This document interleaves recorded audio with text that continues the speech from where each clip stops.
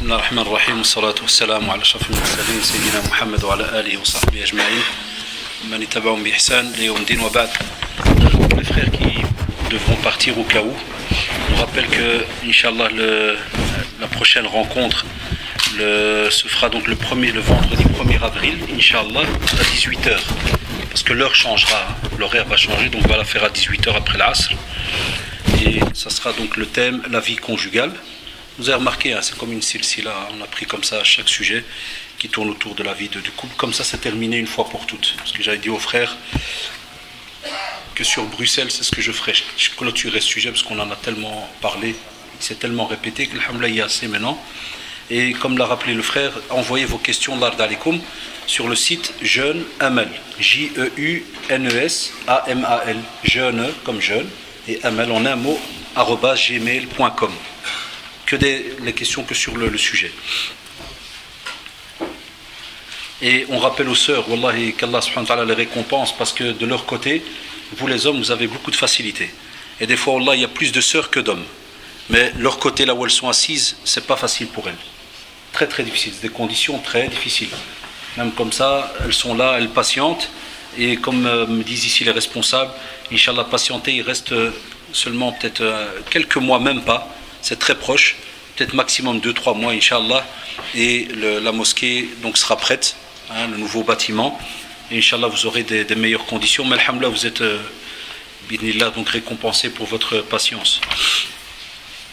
Faites les malins, les hommes, contre le chauffage à l'aise, sur les chaises. Bon, c'est pas interdit, hein.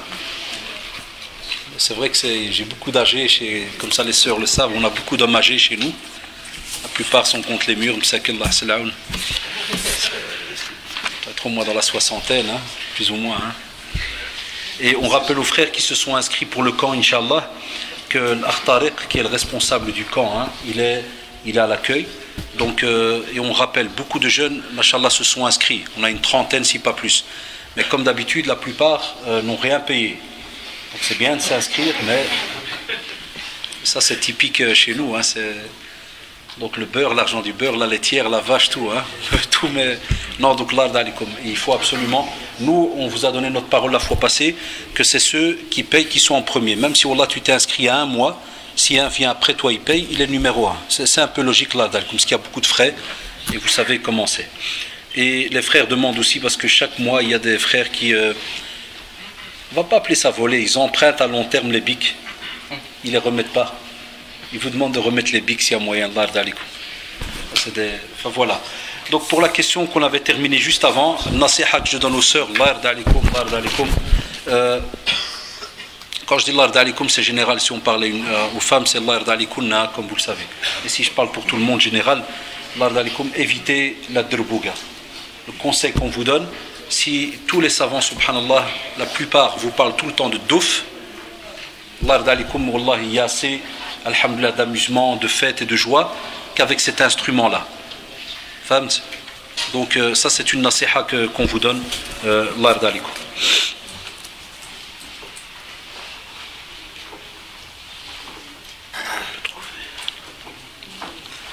La personne il dit donc la sœur, la deuxième question j'ai pas compris, parce qu'elle dit si on veut vraiment faire un grand mariage, un ashid, on peut trouver un arrangement entre point d'interrogation. J'ai pas compris donc la question, donc elle est en droit de renvoyer la question si elle est encore là.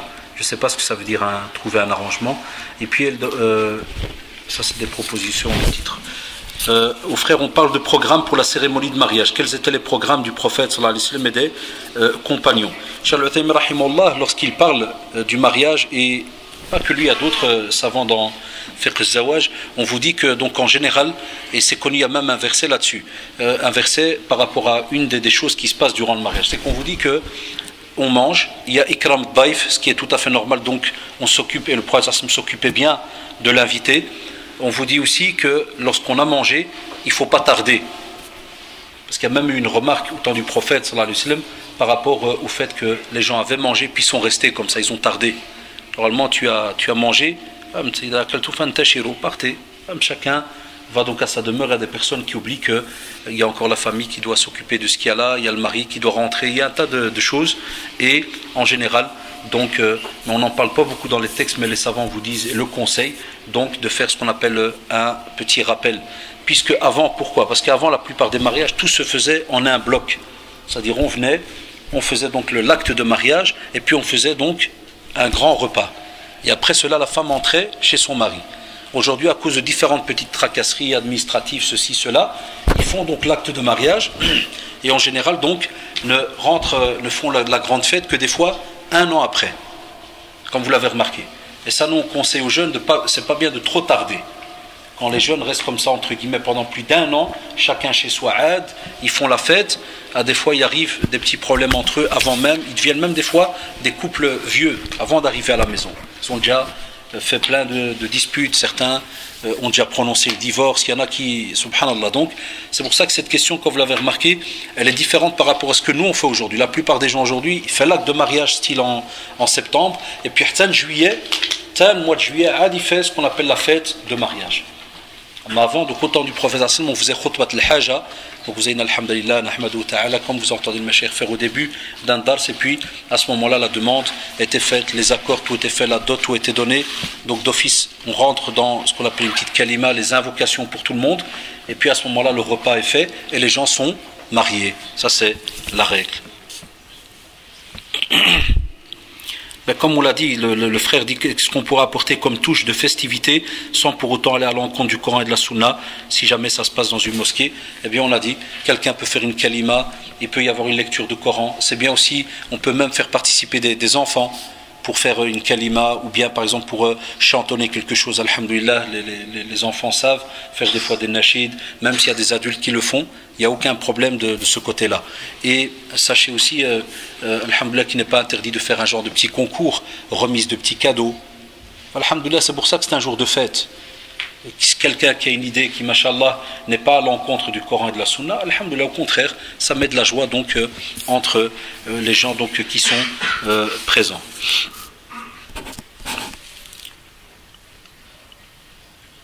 Ici, on ne parle pas de donner un hadith qui autorise les traditions.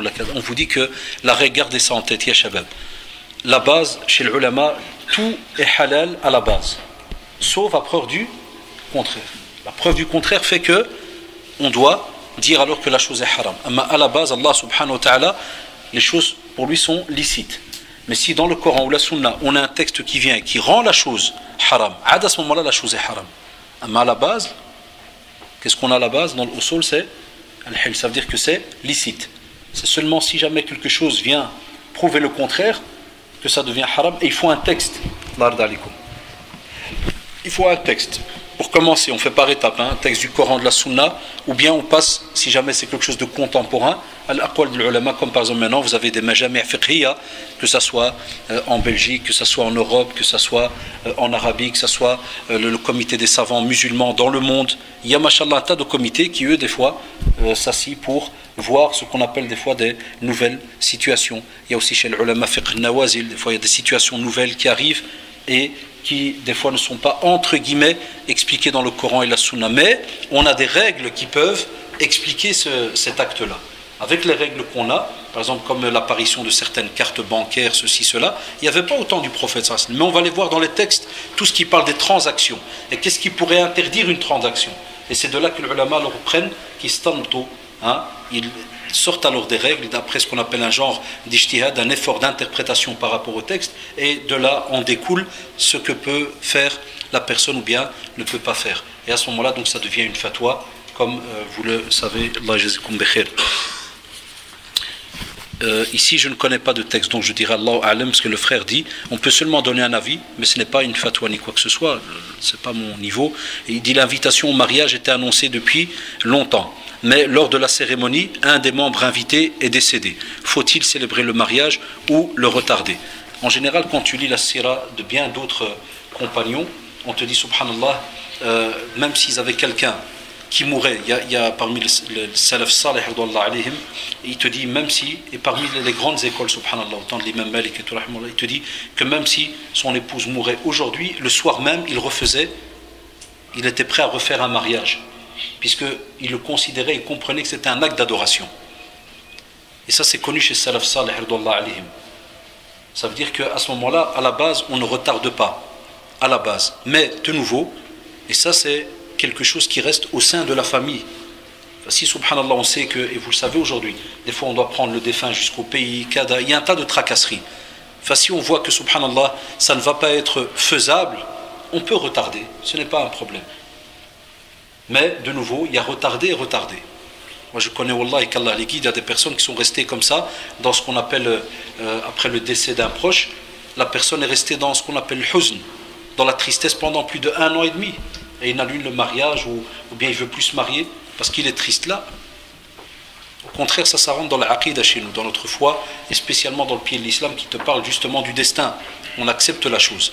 Et puis on continue, alhamdoulilah, les autres actions. Wallahu ta'ala alam. On voulait savoir concernant les traînes dans les robes de mariée, est-ce que cela est permis? Si oui, quelle est la mesure à ne pas dépasser? Normalement dans la sunna, le prophète lorsqu'il a parlé de libas, spécialement lorsqu'elle met le jilbab, il y a ce hadith très connu où la femme a demandé au prophète jusqu'où pour aller. On parle d'un pan, un genre de dera, ça veut dire comme la taille d'une main, une moyenne de plus ou moins un demi-mètre, plus ou moins. Ça c'est ce qui est donc connu. La robe de mariée n'est pas haram. Dans les fatawat de Cheikh Al-Uthaymi, Cheikh Ibn Baz, on lui demande par rapport à la robe de mariée, il dit elle n'est pas interdite tant qu'un habit ne représente pas un acte religieux dans une autre communauté. D'accord, Yachallah? Tant que ça ne représente pas quelque chose de religieux dans une autre communauté. La robe de mariée en elle-même, elle n'est pas interdite, et comme on parle souvent de la traîne d'un habit, en général la femme a le droit donc maximum, ce que la femme qui avait demandé au prophète a dit jusqu'où elle a été avec lui dans la discussion jusqu'à ce qu'il arrivait à un pan, un dira. Ça veut dire en général un plus ou moins un demi-mètre. On sait que chacun quel bras il est, donc c'est pour ça que l'idée qui est donnée, c'est pour dire que c'est plus ou moins donc un bras normal. Bah, tu m'amènes un frère qui est basketteur qui a 2,10 m avec un bras d'1,20 m, c'est normal que lui, si lui devait donner une fatwa, non, on sait bien que le ulama, quand il parle de cela, il parle donc d'une main en général donc normale. Allahu ta'ala a'lam. Ça, on a parlé de nouveau, tout ce qui est anachid et autres, on en a parlé. Ici, oui, c'est important. Certaines paroles de anachid sont une sorte de gloire à Allah. Est-ce que danser sur ce genre de musique n'est pas déplacé? Effectivement, il y a des fatawa de Mashaykh, subhanallah, qui vous disent que lorsque on est en train de faire un anachid, et qu'on est en train, par exemple, de parler de la grandeur d'Allah, subhanahu wa ta'ala, ou du prophète, sallallahu alayhi wa sallam, on vous dit la moindre des choses, du respect. Et ça prouve qu'Allah nous guide. Beaucoup de nos frères et sœurs, comme ils ne comprennent pas l'arabe, le nashid il est occupé. Et au moment où des fois il te dit Allah subhanahu wa ta'ala, il est Rahmanun, Rahimun, puis par exemple la sœur qui fait le nashid, elle est en train de citer les noms d'Allah, et l'autre en face est en train de se tortiller. C'est illogique. C'est en train de ta'awouj là. Donc on est en train de parler des noms d'Allah subhanahu wa ta'ala. Il te dit subhanallah, c'est illogique. Chez les hommes, la même chose. Même les hommes, ils ont des pas de danse qui sont connus par exemple chez les Arabes. Beaucoup de gens pensent qu'il n'y a que les femmes qui dansent. Nous, c'est parce qu'on a grandi ici en Belgique, alors les seules danses qu'on connaît, hip-hop et compagnie, alors c'est pour ça que quand on est dans un mariage, la plupart des hommes, ils sont calmes. Les seuls tordus qu'il y a, ils essaient d'imiter les femmes, et on en a déjà vu. Ils se lèvent, ils mettent une drra au milieu, là, et ils commencent à se taper les fesses et compagnie. Ça, c'est de la débauche, c'est des signes de folie, un petit peu. D'accord? Mais on sait que chez les Arabes, subhanallah, même les hommes ont des pas de danse très connus, et qui, alhamdoulilah, ne sont pas illicites. Mais on vous dit qu'il ne faut pas qu'il y ait des traces de débauche, d'imitation de danse de certaines communautés où on sait qu'il y a une intention perverse derrière. Il y en a qui, je ne veux pas rentrer avec vous dans les dessins, on a tous été jeunes et on a assisté à des mariages tordus, vous inquiétez pas, mais vous savez ce que je veux dire. On vous dit, voilà, il faut quand même du respect. Moi, vous êtes en train de parler de la mariée, kada, ceci, cela, vous êtes en train de n'chid par rapport à cela. L'insan, si jamais il danse, alhamdoulilah, le fatawa de Mashaykh, vous allez dans le recueil de fatawa de Cheikh Al-Uthaymin, Cheikh Ibn Baz, Cheikh Al-Fawzan et autres, c'est connu. Ce sont des fatawas très connus chez les talabat al-ilm. Donc, ce côté-là, il n'y a pas de problème. Mais il y a toujours un respect par rapport aux paroles. Il faut toujours faire attention.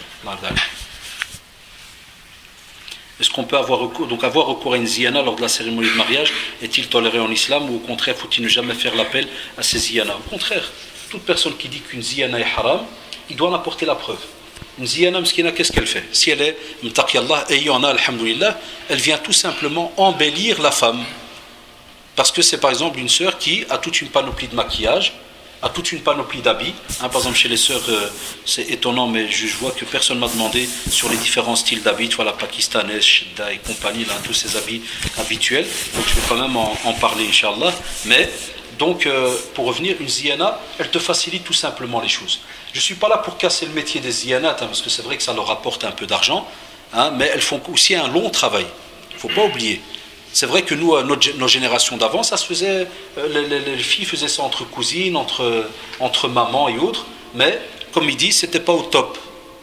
Vous entendez ce genre de remarques. Il dit, oh non, mais une ziyana, elle va faire. Vous voyez, donc c'est plus de l'esthétique, Ikhwan. Parce qu'il y a des fois des maris, c'est bien que les sœurs posent la question, soit il y a des sœurs qui le demandent, parce que des fois des maris pensent que c'est la yajo, c'est de la perte d'argent, du ceci, de cela. Non, même si par exemple tu as une cousine, machallah, qui s'y connaît en maquillage, ou bien toi-même tu t'y connais. À l'aise, fais-le, il n'y a pas de problème. Il n'y a personne qui va vous l'interdire. Mais si jamais des fois, subhanallah, une sœur préfère que c'est une sœur qui est spécialisée, qui vient, qui la maquille, qui s'occupe d'elle, alhamdoulilah, cela n'est pas donc illicite. Mais comme on l'a dit tout à l'heure et on l'a rappelé, ça doit rester donc dans certaines limites. Comme on l'a dit, rajouter des faux ongles, on ne peut pas. L'histoire du chignon que je vous ai dit, où il rajoute des faux cheveux ou bien un faux chignon, ça aussi donc on ne peut pas parce qu'il y a des textes, alhamdoulilah, donc là-dessus. Il y a quelqu'un qui a rajouté du son. Je ne sais pas qui a touché au micro en bas ou là.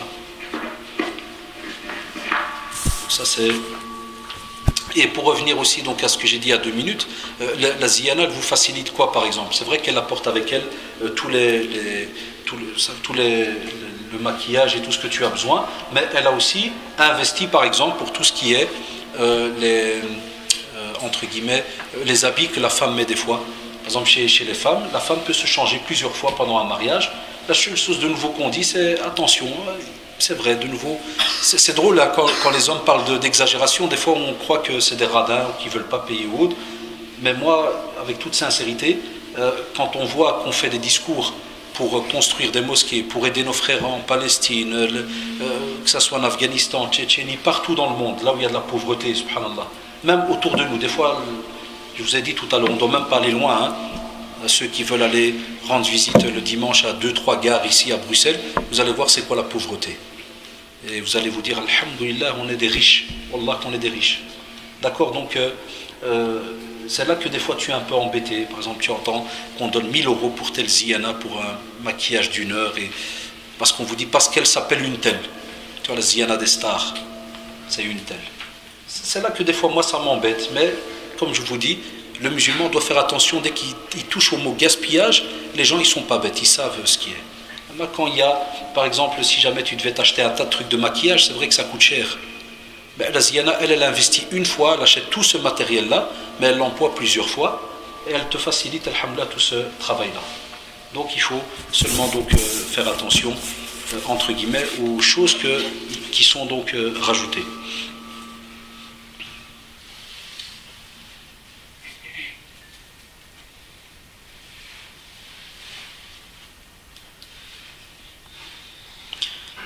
Bon, ça n'a rien à voir avec le sujet, mais je vais vite aider la personne parce qu'elle parle que ce week-end. Dimanche, Inch'Allah, on vient la demander pour la première fois, la première rencontre, la famille vient de loin, 400 km. Peut-on remplir les conditions acte shara'i lors de la première rencontre? Quels sont les conseils? Moi, je vous dis, c'est trop rapide. Si jamais vous n'avez jamais eu d'entrevue avec la personne qui vient de 400 ou de 800, préparez alors toutes les questions qu'il faut poser. Vous avez le temps d'écouter encore demain. Il y a la conférence, le choix du conjoint, où on a mis toute une panoplie de questions. Posez bien les questions, réfléchissez, prenez votre temps aussi pour pouvoir enquêter de son côté. Par exemple, parce que 400 km, vous ne savez même pas qui il est réellement. C'est peut-être quelqu'un de la famille, d'accord, mais alors prenez le temps de vous renseigner à son sujet. Et à ce moment-là, donc, la personne dit qu'on peut parler au téléphone. Avant cela, la plupart des fatwas vous disent que non, il n'est pas votre mari. Cheikh Al-Taym rahimahullah, dans une des fatwas, il a ouvert une porte, il a dit quand c'est des cas exceptionnels, parce que la famille a déjà dit oui à tout est d'accord, et il te dit que c'est pour arranger quelques petits détails, il a ouvert cette porte. Et encore, subhanallah, c'est ce qui est drôle, c'est toujours très résumé parce que c'est écrit. Mais oralement, quand tu l'entends oralement, il te dit non, il te dit parce qu'à la base, ils n'ont pas de relation, ils ne sont pas encore hommes-femmes mariés. Mais quand tu l'entends dans certaines fatawas répondre en disant oui, parce que des jeunes pourraient dire oui, mais je l'ai déjà entendu dire oui, et vous dit ça c'est quand toi déjà été mis d'accord, ils sont ok et tout, et qu'à ce moment-là, ils n'ont pas encore fait l'acte, mais ils se sont appelés pour tout simplement parler. Il dit alors pas de shahwa, pas d'idée, pas de ceci, pas de cela, dans les limites pour dire voilà, est-ce qu'il faut apporter ceci ou cela, est-ce que vous avez besoin de ceci, est-ce que... Parce que sinon à la base il est étranger pour toi. La preuve, s'il meurt ou tu meurs, il n'y a aucun héritage, il n'y a rien du tout. Tu ne peux même pas dire que c'est ton époux ou bien ton épouse. Ça va, mais je dirais à la sœur de prendre son temps. C'est pas parce qu'il vient de 400 km que le soir même il faudra tout faire. L'acte de mariage, ok, ça fait au revoir, puis il repart de nouveau 400 km. Qui il est? Est-ce qu'il est d'accord avec tes conditions? Est-ce qu'il a réfléchi? Je ne comprends pas des jeunes qui disent oui direct à la seconde. La preuve, le lendemain, encore dernièrement, un frère, il vient et me dit on n'a fait qu'une rencontre. Là, hier encore, il m'a appelé. Il me dit on n'a fait qu'une rencontre et écoutez-moi bien, il dit j'ai dit à la sœur que, Inch'Allah, comme nous on n'est que des garçons, tu seras la première fille qui va rentrer dans la famille, que tu t'occupes de ma mère, elle a besoin d'affection, Et la sœur, elle ne sait même pas ce que c'est, hein. Oui, elle lui a dit d'accord. Et maintenant, il m'appelle, ouais, apparemment, elle dit qu'elle n'arrive pas. Mais c'est normal qu'elle n'arrive pas. D'où elle connaît ta mère? Tu crois qu'une sœur aujourd'hui, du jour au lendemain, elle va prendre ta mère comme sa mère et qu'elle va s'occuper d'elle, qu'elle va lui faire, qu'elle va l'appeler? Parce qu'il me dit, ouais, ma mère veut qu'on l'appelle tout le temps, qu'on demande après elle. Les jeunes d'aujourd'hui, même les hommes, ils n'appellent pas. Déjà, les hommes, ils n'appellent pas leur père. Ils se marient, harab. Ah, c'est une fille qui n'a rien à voir et du jour au lendemain, elle va commencer tous les 10 ans de tralité. Ça va, tu veux que je vienne t'aider, que je te fais la vaisselle, que je te fais kada? Ah, c'est behlem, hein, ça c'est... Mouajiza. Ouais, oui, mais c'est naturel, subhanallah, parce qu'il y a des frères qui pensent ça. Non, ma femme doit prendre ma mère comme sa mère. Mais prends alors la mère de ta femme comme ta mère. Elle va aussi faire la vaisselle, ou je fais, ou je tape, ou amel. Ça aurait été beau, c'est l'idéal, wallahi, c'est dommage de le dire. C'est l'idéal, parce que l'islam, les beaux-parents sont comme nos parents.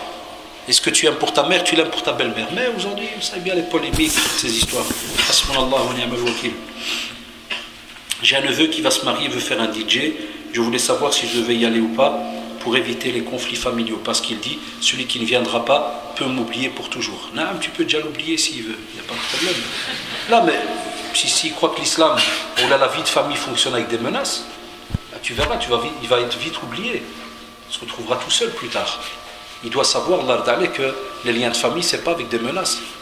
C'est pas tu viens au haram, la ta'at al-makhlouq fi ma'siyat al-khaliq. On n'obéit pas à une créature dans la désobéissance du Créateur.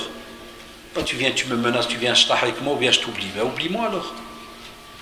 L'affaire est claire. Mais moi je te dirais, il ne faut pas l'oublier, loin de là.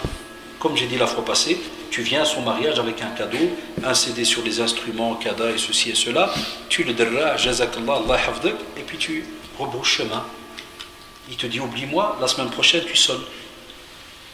Plus il dit oublie-moi, plus toi tu dois te rappeler de lui. Ben oui, c'est da'wa, c'est ça que ça s'appelle. Hein.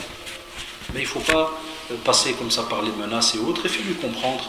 Et vous avez remarqué, hein, c'est pour ça que les questions sont importantes, parce que c'est un petit peu un gros pourcentage de la communauté.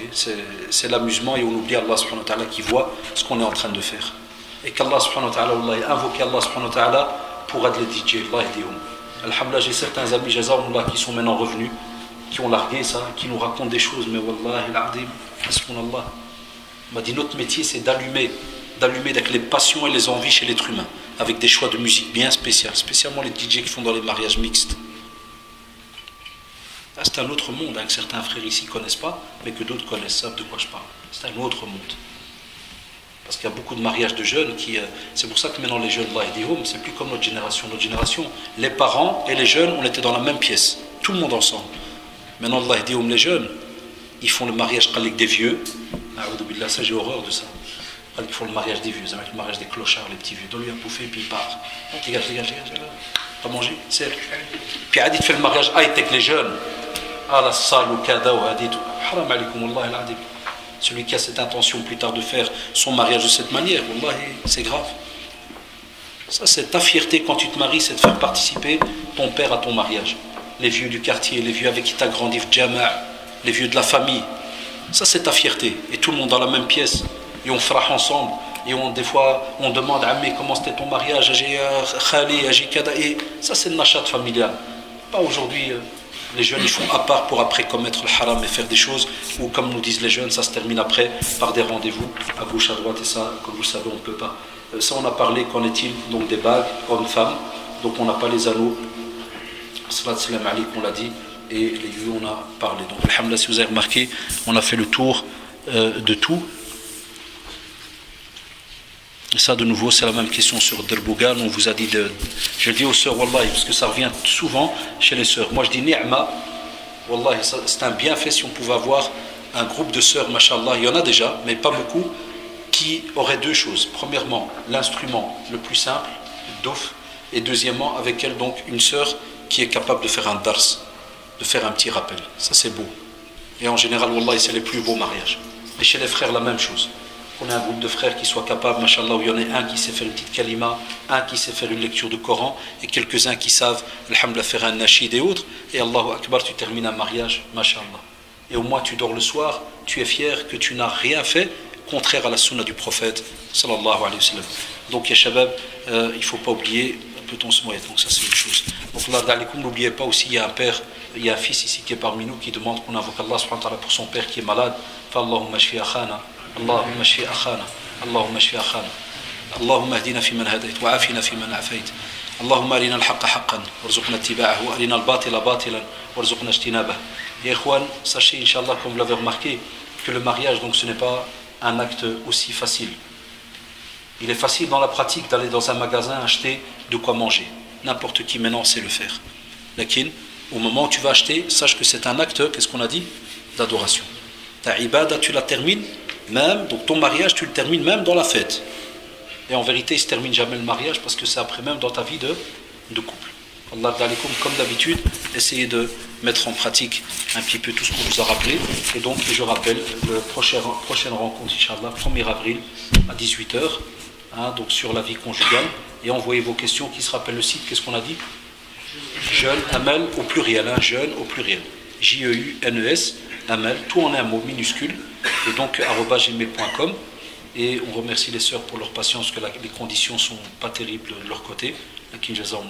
Et pour ceux qui sont inscrits au camp, on rappelle donc qu'ils peuvent descendre chez l'Akhtaril pour si jamais ils ont une acompte ou quoi que ce soit.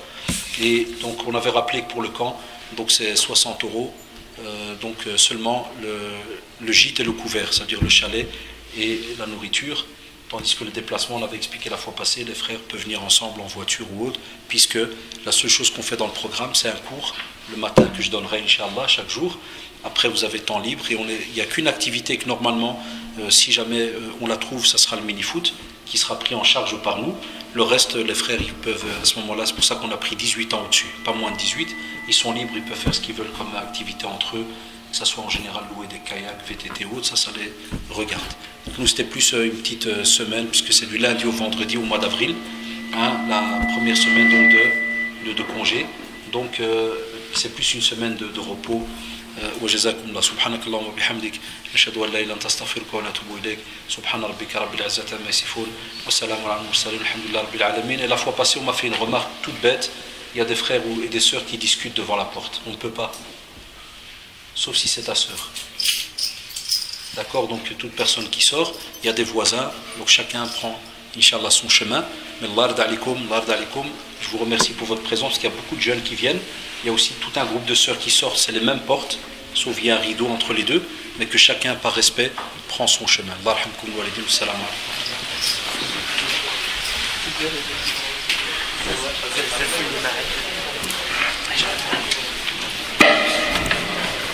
يا أمي valida.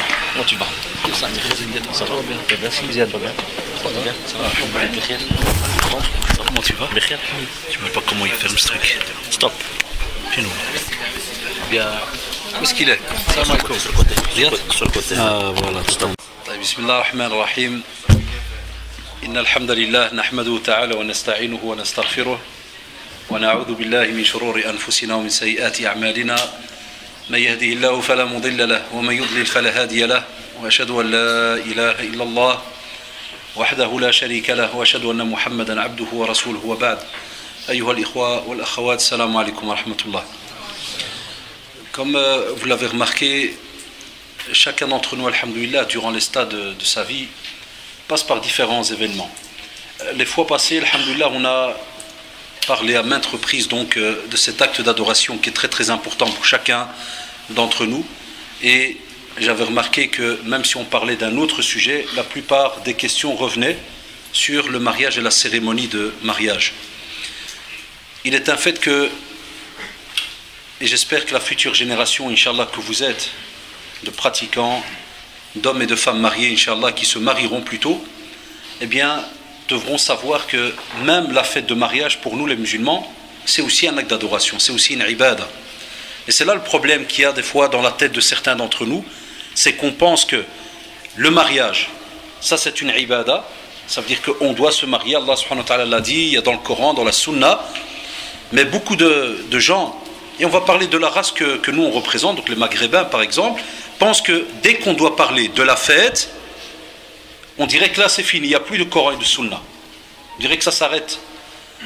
Alors que subhanallah, al-walima, la fête de mariage qu'on fait, elle entre, elle aussi, dans le Coran et la Sunna. C'est aussi un acte d'adoration. Abdurrahman ibn Auf, radiyallahu anhu, un jour donc il rencontre le prophète sallallahu alayhi wa sallam, mais il est tout beau, bien habillé, il sent bon, et le prophète sallallahu alayhi wa sallam va remarquer cela. Et il va lui dire alors, Abdurrahman, radiyallahu anhu, comme il va voir l'étonnement du prophète sallallahu alayhi wa sallam, il va lui dire, Ya Rasulallah, je me suis marié et ma dot était de l'or. Et le prophète sallallahu alayhi wa sallam de lui répondre et de lui faire même une demande. Et c'est là que les savants en prennent aussi une règle qui est qu'on doit faire une fête, on doit faire une cérémonie, ce qu'on appelle al-ishahar, la publicité. Il va lui dire Aoulim wala bishat. Fais une cérémonie, une fête, un repas, ne fût-ce que par un petit mouton, une brebis. Aoulim. C'est de là que les savants ont dit que pour le musulman c'est une fierté. Il fait une fête où il va, alhamdoulilah, inviter tous ses proches, les voisins. Les savants contemporains aujourd'hui ils ont même rajouté qu'on peut même inviter des non-musulmans, étant donné que normalement, et on l'espère, il y aura aussi une kalima dedans, il y aura un tas de choses. Et ceux qui ont déjà les premières questions, ils peuvent donc déjà me les transmettre, on l'a dit la fois passée pour gagner du temps. Et certains jeunes, comme d'habitude, il y a certains, c'est des arnen, tête dure. On avait donné une adresse email. Ils ont envoyé 500 questions, mais rien à voir avec le titre de la conférence. Alors que j'avais dit que c'était sur la cérémonie de mariage. Quand tu demandes sur le mariage, il n'y a pas de questions sur le mariage. Si tu parles sur les ablutions, on va te poser des questions sur le mariage. Donc maintenant, le prochain, on va faire à l'inverse. On va donner un titre qui est peut-être faux, pour peut-être avoir les questions sur un autre titre. Et on fera le... Non, mais c'est un peu dommage, parce que toutes les questions qui sont venues, rien à voir avec donc le sujet. Enfin, ceux qui ont déjà commencé à noter, ou bien qui ont déjà une question, ils pourront donc déjà la transmettre. Et donc je disais que vous devez, absolument, absolument, faire votre possible pour que l'acte de publicité que vous allez faire, ça veut dire pour prévenir ceux qui sont autour de vous, c'est à ça que ça sert, donc c'est pour prévenir ceux qui sont autour de vous que, alhamdoulilah, vous êtes mariés, pour que les gens aussi, subhanallah, ne se demandent pas qu'est-ce qu'un tel fait avec un tel. Ça c'est important.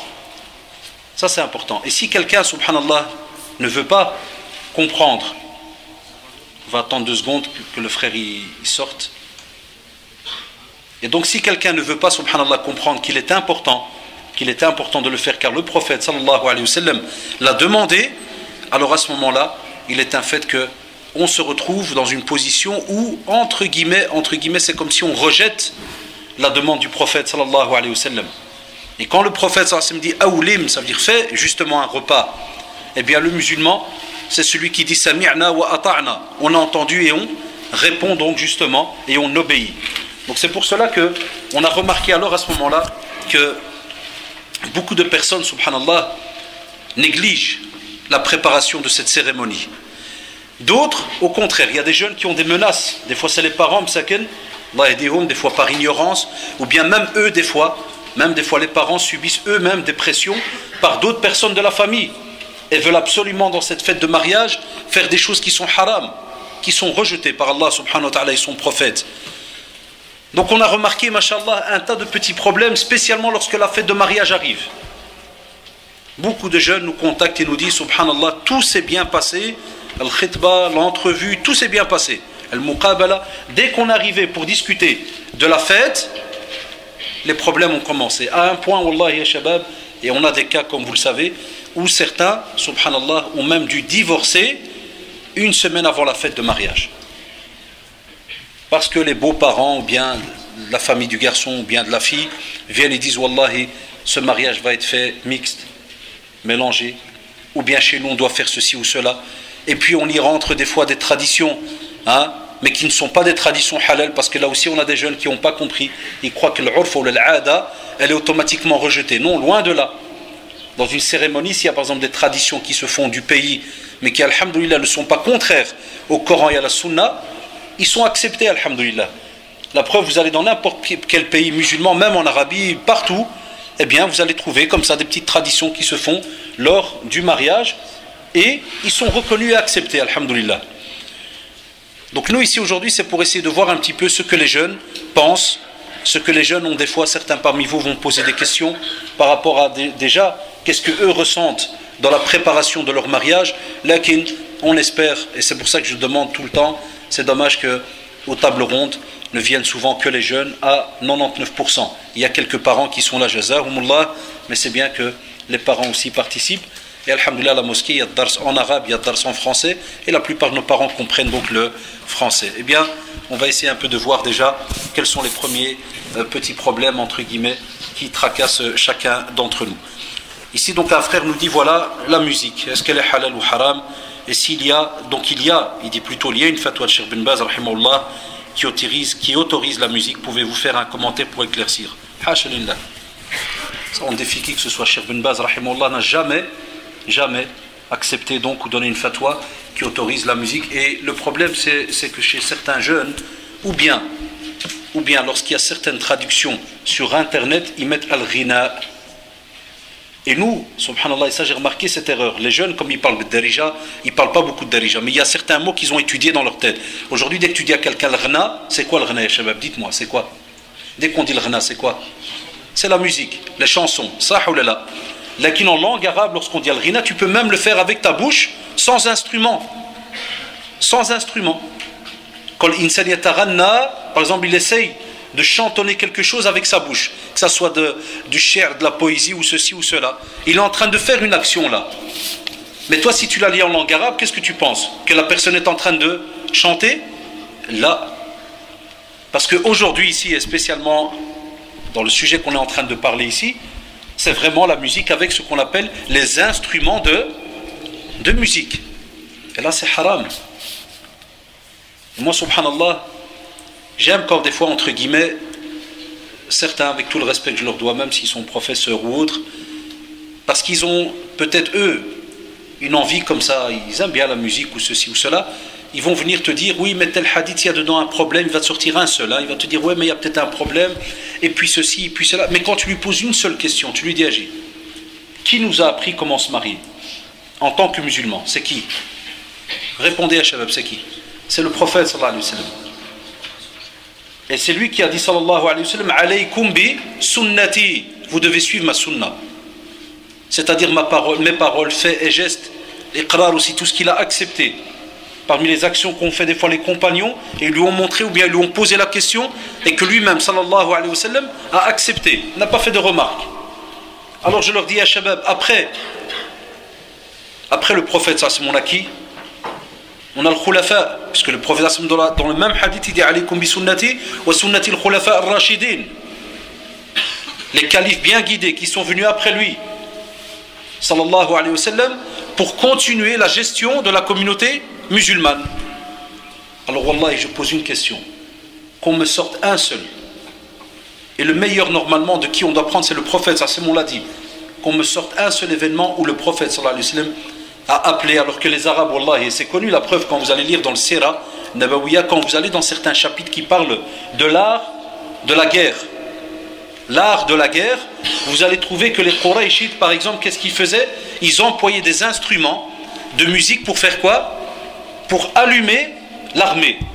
C'est connu ça. Même subhanallah au temps des Romains, même, il y a beaucoup de communautés qui ont fonctionné de cette manière, d'employer les instruments pour réveiller justement, subhanallah, les troupes. Eh bien on te dit, subhanallah, que quelqu'un ose dire une seule fois, et ça c'est drôle. Là même ceux qui disent soi-disant que le ghina serait halal, wallahi maïzouz, et jamais tu vas les entendre dire que le prophète sallallahu alayhi wa sallam a fait lui-même un mariage alors qu'il s'est marié avec plusieurs épouses et qu'il a employé des instruments de musique. Demande ça à qui tu veux. Hatta même les gens, tu vois, subhanallah al-fitra, hatta même ceux qui disent halal, dès que tu arrives à cette question-là, wallah ki hashmou, ils sont gênés. Quand tu dis est-ce que le Rasoul sallallahu alayhi wa sallam l'acceptait? Est-ce qu'il l'a fait pour lui? Est-ce qu'il l'a fait pour sa fille Fatima radiyallahu anha? Est-ce qu'il l'a fait? Et c'est là que tu vois l'ignorance, le jahl de certains. Alors il te dit, oui mais ça c'était le prophète sallallahu alayhi wa sallam. Subhanallah. Et alors et la prière, pourquoi tu pries d'une certaine manière? Puisque dans le Coran, il n'est pas mis comment tu dois jeter ainsi de suite. Ça ou là là. Il n'est pas mis, tu prends ça de où? De la sunna du prophète sallallahu alayhi wa sallam. Donc je pourrais te dire, ben prie comme tu veux, parce que ça c'était la prière du prophète sallallahu alayhi wa sallam. Au contraire, qu'est-ce qu'il a dit? Sallu kama ra'aytumuni usalli. Et c'est pour ça, subhanallah, que pour les piliers de l'islam, il a laissé des textes bien clairs en disant vous devez absolument faire cela comme moi je l'ai fait. Et puis, pour le reste, il a dit alaykum bi sunnati. C'est général, toute la sunna du prophète sallallahu alayhi wa sallam. Et c'est pour ça que pour le hajj, vous connaissez aussi le hadith khudhu anni manasikakum. Prenez de moi vos rites. Tu vois, subhanallah. Et deuxièmement, si la musique était halal,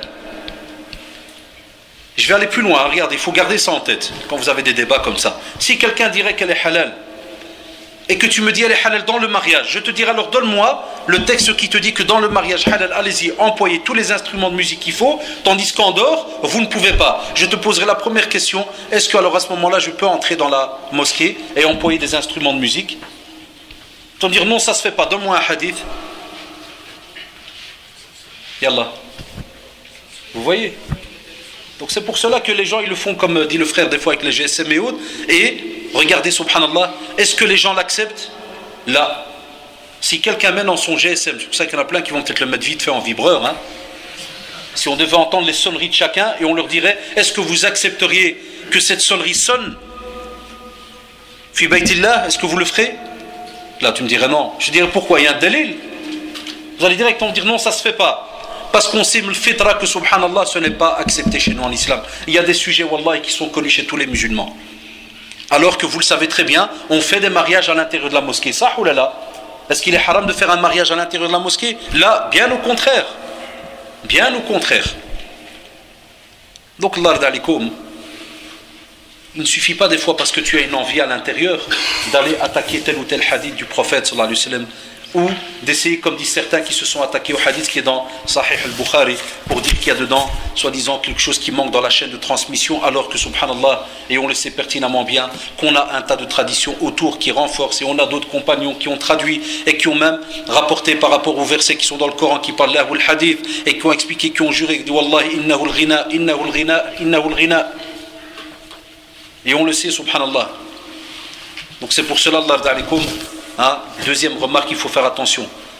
Quand on pose une question, on peut dire par exemple, est-ce qu'il y a une fatwa de... Mais quand vous parlez à l'affirmatif en disant il y a une fatwa, eh bien c'est très bien, il faut absolument alors se renseigner sur les mots et le texte pour voir effectivement est-ce que tu as compris la fatwa, est-ce que tu as vraiment lu comme il se doit, ou bien comme des fois nous qui travaillons aussi avec internet, je le vois, il y a plein de sites des fois wallah, et qui mentent. Ça s'appelle islam je ne sais quoi, mais wallah al-adim à l'intérieur c'est des fada'i', rien à voir avec l'islam. Donc là, comme vous le savez, il faut faire attention. Pouvez-vous aussi faire un commentaire sur les gens qui disent on se marie qu'une fois et ils font alors du haram? Et na'am, et tu ne rencontreras Allah subhanahu wa ta'ala qu'une fois lors de ton jugement. La preuve, tu ne pourras pas revenir. Rabbirji'un abadan. On demandera de revenir sur terre pour faire qu'une seule action positive, parce que ce jour-là les gens ils vont remarquer et ils vont voir pour du vrai le verset qui dit فَمَنْ يَعْمَلْ مِثْقَالَ ذَرَّةٍ خَيْرًا يَرَهُ وَمَنْ يَعْمَلْ مِثْقَالَ ذَرَّةٍ شَرًّا يَرَهُ. Celui qui fait le plus petit grain de pois chiches, de petites graines et autres de bien, il le verra ce jour-là, et celui qui fait le plus petit grain de mal le verra donc ce jour-là. Donc tu ne peux pas wala'idhu billah penser de cette manière-là, sachant que wallahi, imagine-toi si jamais tu me dis que soi-disant tu le fais qu'une fois, en rajoutant déjà ce qu'on a répondu pour la première question, que penser si tu meurs dans cet état-là? Et vous savez très bien qu'il y a eu des fois des accidents et autres qui se sont passés pendant des fêtes de mariage, incendies et autres, et tu es assis là dans le haram, billah. Que penser de cela? Et c'est pour cela, on ne doit pas aussi oublier que toute personne qui pense de cette manière est en général quelqu'un qui est déjà déconnecté de son devoir qu'il a à faire sur terre, qui est à la base donc al-ibada. On va s'arrêter pour les questions. Il y a déjà un bon paquet qui ont été donnés, donc plus de questions côté frères, et on attend celle des sœurs, Inch'Allah. Donc, on vous dit, subhanallah, que penser? Que penser déjà? Sauf si qui a les questions qui sont déjà écrites, levez la main. Voilà, c'est tous les trois ici. Prends-leur les trois, 1, 2, 3. Donc, que penser de celui qui n'est même pas encore au courant de pourquoi il a été mis sur cette terre, pourquoi il a été créé? Et Allah subhanahu wa ta'ala te le dit, Wallah, tu n'as été mis sur terre que pour l'adoration d'Allah subhanahu wa ta'ala. Et l'adorer, là-bas il y en a un, et l'adorer, c'est de le faire de la manière dont il a été spécifié, que ce soit dans le Coran ou bien dans la sunna du prophète sallallahu alayhi wa sallam. Et comme vous le savez, on a beaucoup de personnes qui pensent comme ça, qui jouent avec les mots mais d'une manière grave en te disant on ne vit qu'une fois, on ne fait qu'une fois. Qui t'a dit que tu vis qu'une fois? Ah bah après, Wallah, c'est pas encore fini. Tu es ici sur terre, puis tu vas mourir, puis tu as une autre vie dans la tombe. Et puis après de nouveau tu vas ressortir pour le jour du jugement. Et puis de nouveau le paradis ou bien l'enfer. Et à Shabab, oubliez cette phrase là que certains vous disent, qu'on ne vit qu'une fois. C'est faux. Le musulman il a plusieurs stades durant sa vie. Et Wallah, chaque stade il prépare à l'autre. Et en général déjà le premier stade, si c'est bon c'est bon. Si c'est foutu, Wallah, déjà dans la tombe, tu es foutu à l'heure ou à la seconde où l'âme va sortir du corps. Et ils sont déjà condamnés. Spécialement ceux qui sont témoins et qui voient, dit la ilaha illallah, lui commence à chanter comme on a déjà eu des fois dans certains hôpitaux. Wallahi ya shabab. Ça c'est ceux qui pensaient sur terre, on ne vit qu'une fois, puis il te dit si tu fais du haram c'est pas la fin du monde. Eh bien lui, wallahi, on voit sa manière, comment est-ce qu'il termine son heure, comment est-ce qu'il termine sa vie ici et comment est-ce qu'il rencontre Allah subhanahu wa ta'ala. Et vous savez que celui qui dit on vit qu'une fois et qui le fait justement pour ceux qui vont venir s'amuser, wallahi, c'est ceux-là qui vont s'amuser avec toi aujourd'hui, qui vont peut-être se repentir demain et qui vont, wallahi, te nier le jour du jugement dernier. Ils vont te nier le jour du jugement dernier. Parce qu'ils savent qu'est-ce qui les attend. Et ils vont te dire c'est toi qui as préparé la salle, c'est toi qui as préparé la fête. Non, tu n'as rien demandé. Nous, tu nous as tout simplement invités. Tout le monde va te nier. Tu te vois le jour du jugement dernier dire ouais mais j'ai mis de la musique mais c'est les gens qui sont entrés là. Parce que chacun aura son jugement. Chacun va être face à Allah subhanahu wa ta'ala tout d'abord seul. Et il répondra d'abord aux questions par rapport à ce qu'il a fait.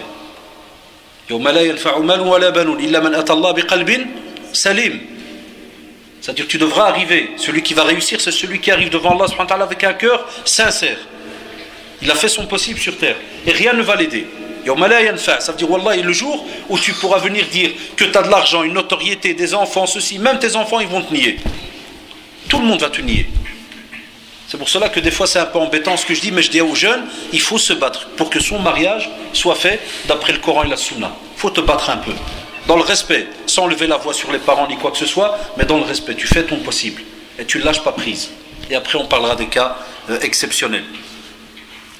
Aussi, un frère nous dit que dans les traditions donc marocaines, oblige, on vous dit, pourriez-vous juste faire un rappel sur le henna, le shirk incroyable que l'on fait donc à certains moments quand ils arrivent. Et bien effectivement, des fois dans certains mariages qu'on a donc chez nous, là effectivement il y a une fatwa, subhanallah, de Cheikh Ben Baz, rahimahullah, il te dit que le henna c'est pour les femmes. Parce que les musulmans et les savants musulmans ont toujours entré cela comme une sorte d'embellissement. La preuve, quand la femme sort à l'extérieur avec le henna, elle doit mettre des gants ou pas? Elle met des gants, subhanallah. L'homme ne met pas le henna, sauf pour des cas exceptionnels quand il est dit que ça peut aider pour le rhumatisme. Certains herboristes, ils disent que le henna peut aider spécialement ceux qui ont des problèmes, plantes de pied, aux jambes, ou des fois à la main, que ça peut aider pour les rhumatismes. Mais ou sinon, c'est une décoration. Et l'homme, subhanallah, Allah subhanahu wa ta'ala maudit, le prophète me le dit, la'anallah, ça veut dire Allah subhanahu wa ta'ala maudit tout homme qui veut ressembler à une femme ou toute femme qui veut ressembler à un homme. Et hatta wallah, quand on va plus loin, ce sont des pratiques qui existaient chez d'autres traditions non musulmanes. Des fois soit juifs ou bien chrétiennes. Spécialement par exemple côté juif qui vivaient avec les arabes, ils avaient des fois ce qu'on appelle donc, lorsqu'ils faisaient le henna, et ça on avait lu ça dans un ouvrage, ils faisaient ce qu'on appelle pour la fécondation. Ils prennent l'œuf et il casse avec le henna ou le na'na et compagnie. Et subhanallah, c'est pour la fécondation, pour que de ce couple et Inch'Allah avec des enfants. Mais il y a les Maghrébins, Allahu Akbar, qu'un vieil fait 2 pirouettes, le lendemain on fait 3. Demain il se marie à plat ventre, on va se marier à plat ventre. Et la preuve, wallahi, le prophète il a dit on va suivre certains ou même certaines communautés, on va les suivre jusqu'à ce que même s'ils se rendent dans un tout petit trou, on va les suivre dedans. Wallahi. Et on est en train de le faire. La preuve, la plupart de nos jeunes font des mariages entre guillemets qui n'ont rien à voir avec le dîner, vous le savez. Toutes les histoires de cortège et tout le reste, et mais bien d'autres histoires comme on va le voir dans les questions. Donc on vous dit, il faut absolument faire attention donc quand on propose une tradition d'aller voir. Aussi des fois dans les phrases qu'on dit, que ça soit chez les femmes ou chez les hommes. Il y a des personnes qui, subhanallah, commencent à chantonner. Qaddamna Sidna Bilal, Qaddamna Sidna... C'est quoi ça, Qaddamna Sidna Bilal? Ça veut dire quoi? Et tu as des fois des jeunes de Belgique, des jeunes d'ici, qui connaissent Wallah, mais c'est le Darija. Mais il a entendu les petits vieux crier Qaddamna, alors il est là, Qaddamna Sidna... Qui t'a dit que tu as fait passer? Ça veut dire Qaddamna, comme si on a fait passer en avant, on l'a passé en premier. Bilal, radiallahu anhu, Omar, radiallahu anhu, puis il te cite des noms de compagnons. Subhanallah, appeler les morts pendant un mariage et dire que tu as Qaddam, Bilal, radiallahu anhu, ou bien Omar, ou bien Uthman, radiallahu anhu, majami'an. Ça aussi, il y en a plein qui ne le savent pas. Aussi chez les femmes. Salat salam alayka ya Rasulullah. Taïb, jusque-là, ça va. On fait les salutations. Et puis après, il te dit Idha ja Sidna Muhammad. Fina dit Sidna Muhammad. Où est-ce qu'il va venir? Et il ne remarque pas. Wallahi, combien de fois je demande des fois à des élèves en classe, au cours, quand je donne cours sur le mariage, et je leur dis à les sœurs, est-ce que vous ne dites pas cette phrase lorsqu'il y a Nam? Je leur dis, est-ce que vous ne dites pas ces phrases lorsqu'il y a, subhanallah, donc un mariage côté femme et qui commence à Zagrit et autres. Zagrit, quand ils sont entre femmes, il n'y a pas de problème. Le problème, c'est quand les hommes entendent la voix. Et tu leur dis, est-ce que vous savez ce que ça veut dire cette phrase? Wallah, et combien d'élèves lèvent la main? Ils disent non, spécialement les jeunes de maintenant. Tu dis là, je ne sais pas. Et tu dis, ça veut dire que le prophète, ça c'était des phrases connues dans certains mouvements, chez des roulettes, chez Sophia, qui te disent que quand ils sont dans une assise de dhikr, le prophète est avec eux. Il te dit, Hadil Jalsa hadara al-Nabi. Tu dis que le prophète il est avec nous maintenant. Qu'à chaque fois qu'on a une jalsa où on fait du dhikr, qui est avec nous, le prophète sallallahu alayhi wa sallam. Là, jamais de la vie. Ou sinon ceux qui aimaient le prophète sallallahu alayhi wa sallam, mieux que toi et moi. Sahaba ridallahu alayhim, t'inquiète, il l'aurait fait tous les jours, 24 sur 24, s'ils savaient que le prophète sallallahu alayhi wa sallam était assis avec eux au moment où ils faisaient du dhikr. Wallah, mais ils auraient lâché. Abadan. Et ils n'ont pas lâché le dhikr, mais comprenez-moi bien, ils auraient eux-mêmes, parce qu'ils cherchaient après toute action qui aurait pu, subhanallah, leur rappeler le prophète sallallahu alayhi wa sallam. Mais à chaque fois, ils ne pleuraient que lorsque, vous connaissez le hadith avec Abu Bakr, Omar al-Khattab, lorsque des fois, quelqu'un leur rappelait les périodes de révélation de l'wahi, et ils se mettaient à pleurer, radiallahu anhum jami'an. Ils pleuraient, mais ils ne disaient pas, voilà, à l'instant maintenant le prophète sallallahu alayhi wa sallam est avec nous. Jamais, wallahi. Défie qui que ce soit, jamais. Et ça, c'est un gros problème, parce qu'on répète des fois un tas de choses sans vraiment savoir qu'est-ce qu'on est en train de dire. Et ça, c'est tamma, ça c'est encore plus grave, c'est de répéter sans savoir ce que tu dis. C'est ce qu'on appelle la folie à l'état pur. Type iranais, puis tu dis ce que tu dis, tu fais, Wallah, man araf. T'es un ahmaq, t'es un hebel, t'es un foutu. Ah oui, la preuve, faites-le autour de vous, tu dis, qu'est-ce que tu racontes, tu fais, je sais pas. Donc on va le dire, t'as un problème, on va dire, pourquoi tu parles tout seul? Mais dès que c'est subhanallah des choses, parce qu'on a dit dedans salat salam alayhi ya Rasulallah, donc c'est fini. Il faut directement se taire et dire que c'est bon. Là, même si des fois certaines personnes citent le nom du prophète sallallahu alayhi wa sallam, mais ils peuvent le citer en faisant du shirk et penser que le prophète sallallahu alayhi wa sallam est avec eux dans ce mariage, dans la cérémonie, qu'il est assis avec eux et qu'il va donner, qu'il va faire et qu'il va même mettre la bénédiction sur la cérémonie. Donc ça de nouveau, on n'a pas ça dans la sunna du prophète sallallahu alayhi wa sallam, de dire que le prophète sallallahu alayhi wa sallam va assister donc à la cérémonie.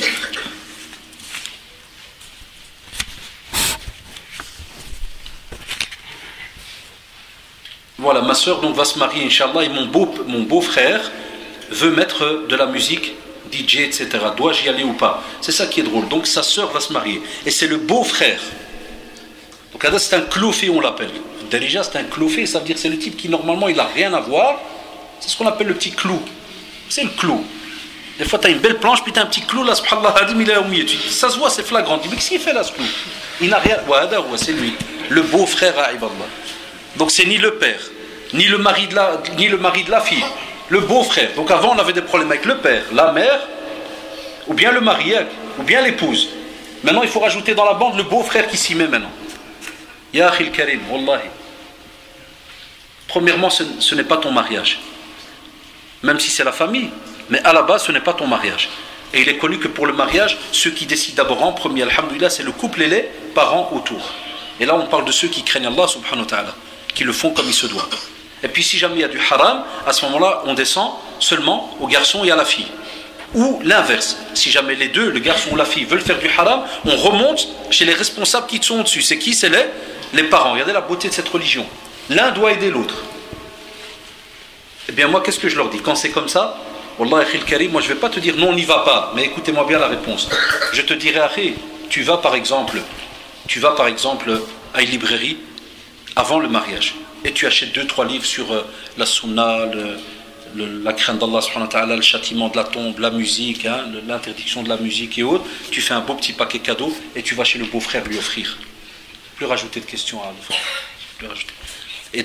Et tu vas chez lui et tu lui déposes. Tu lui dis tiens.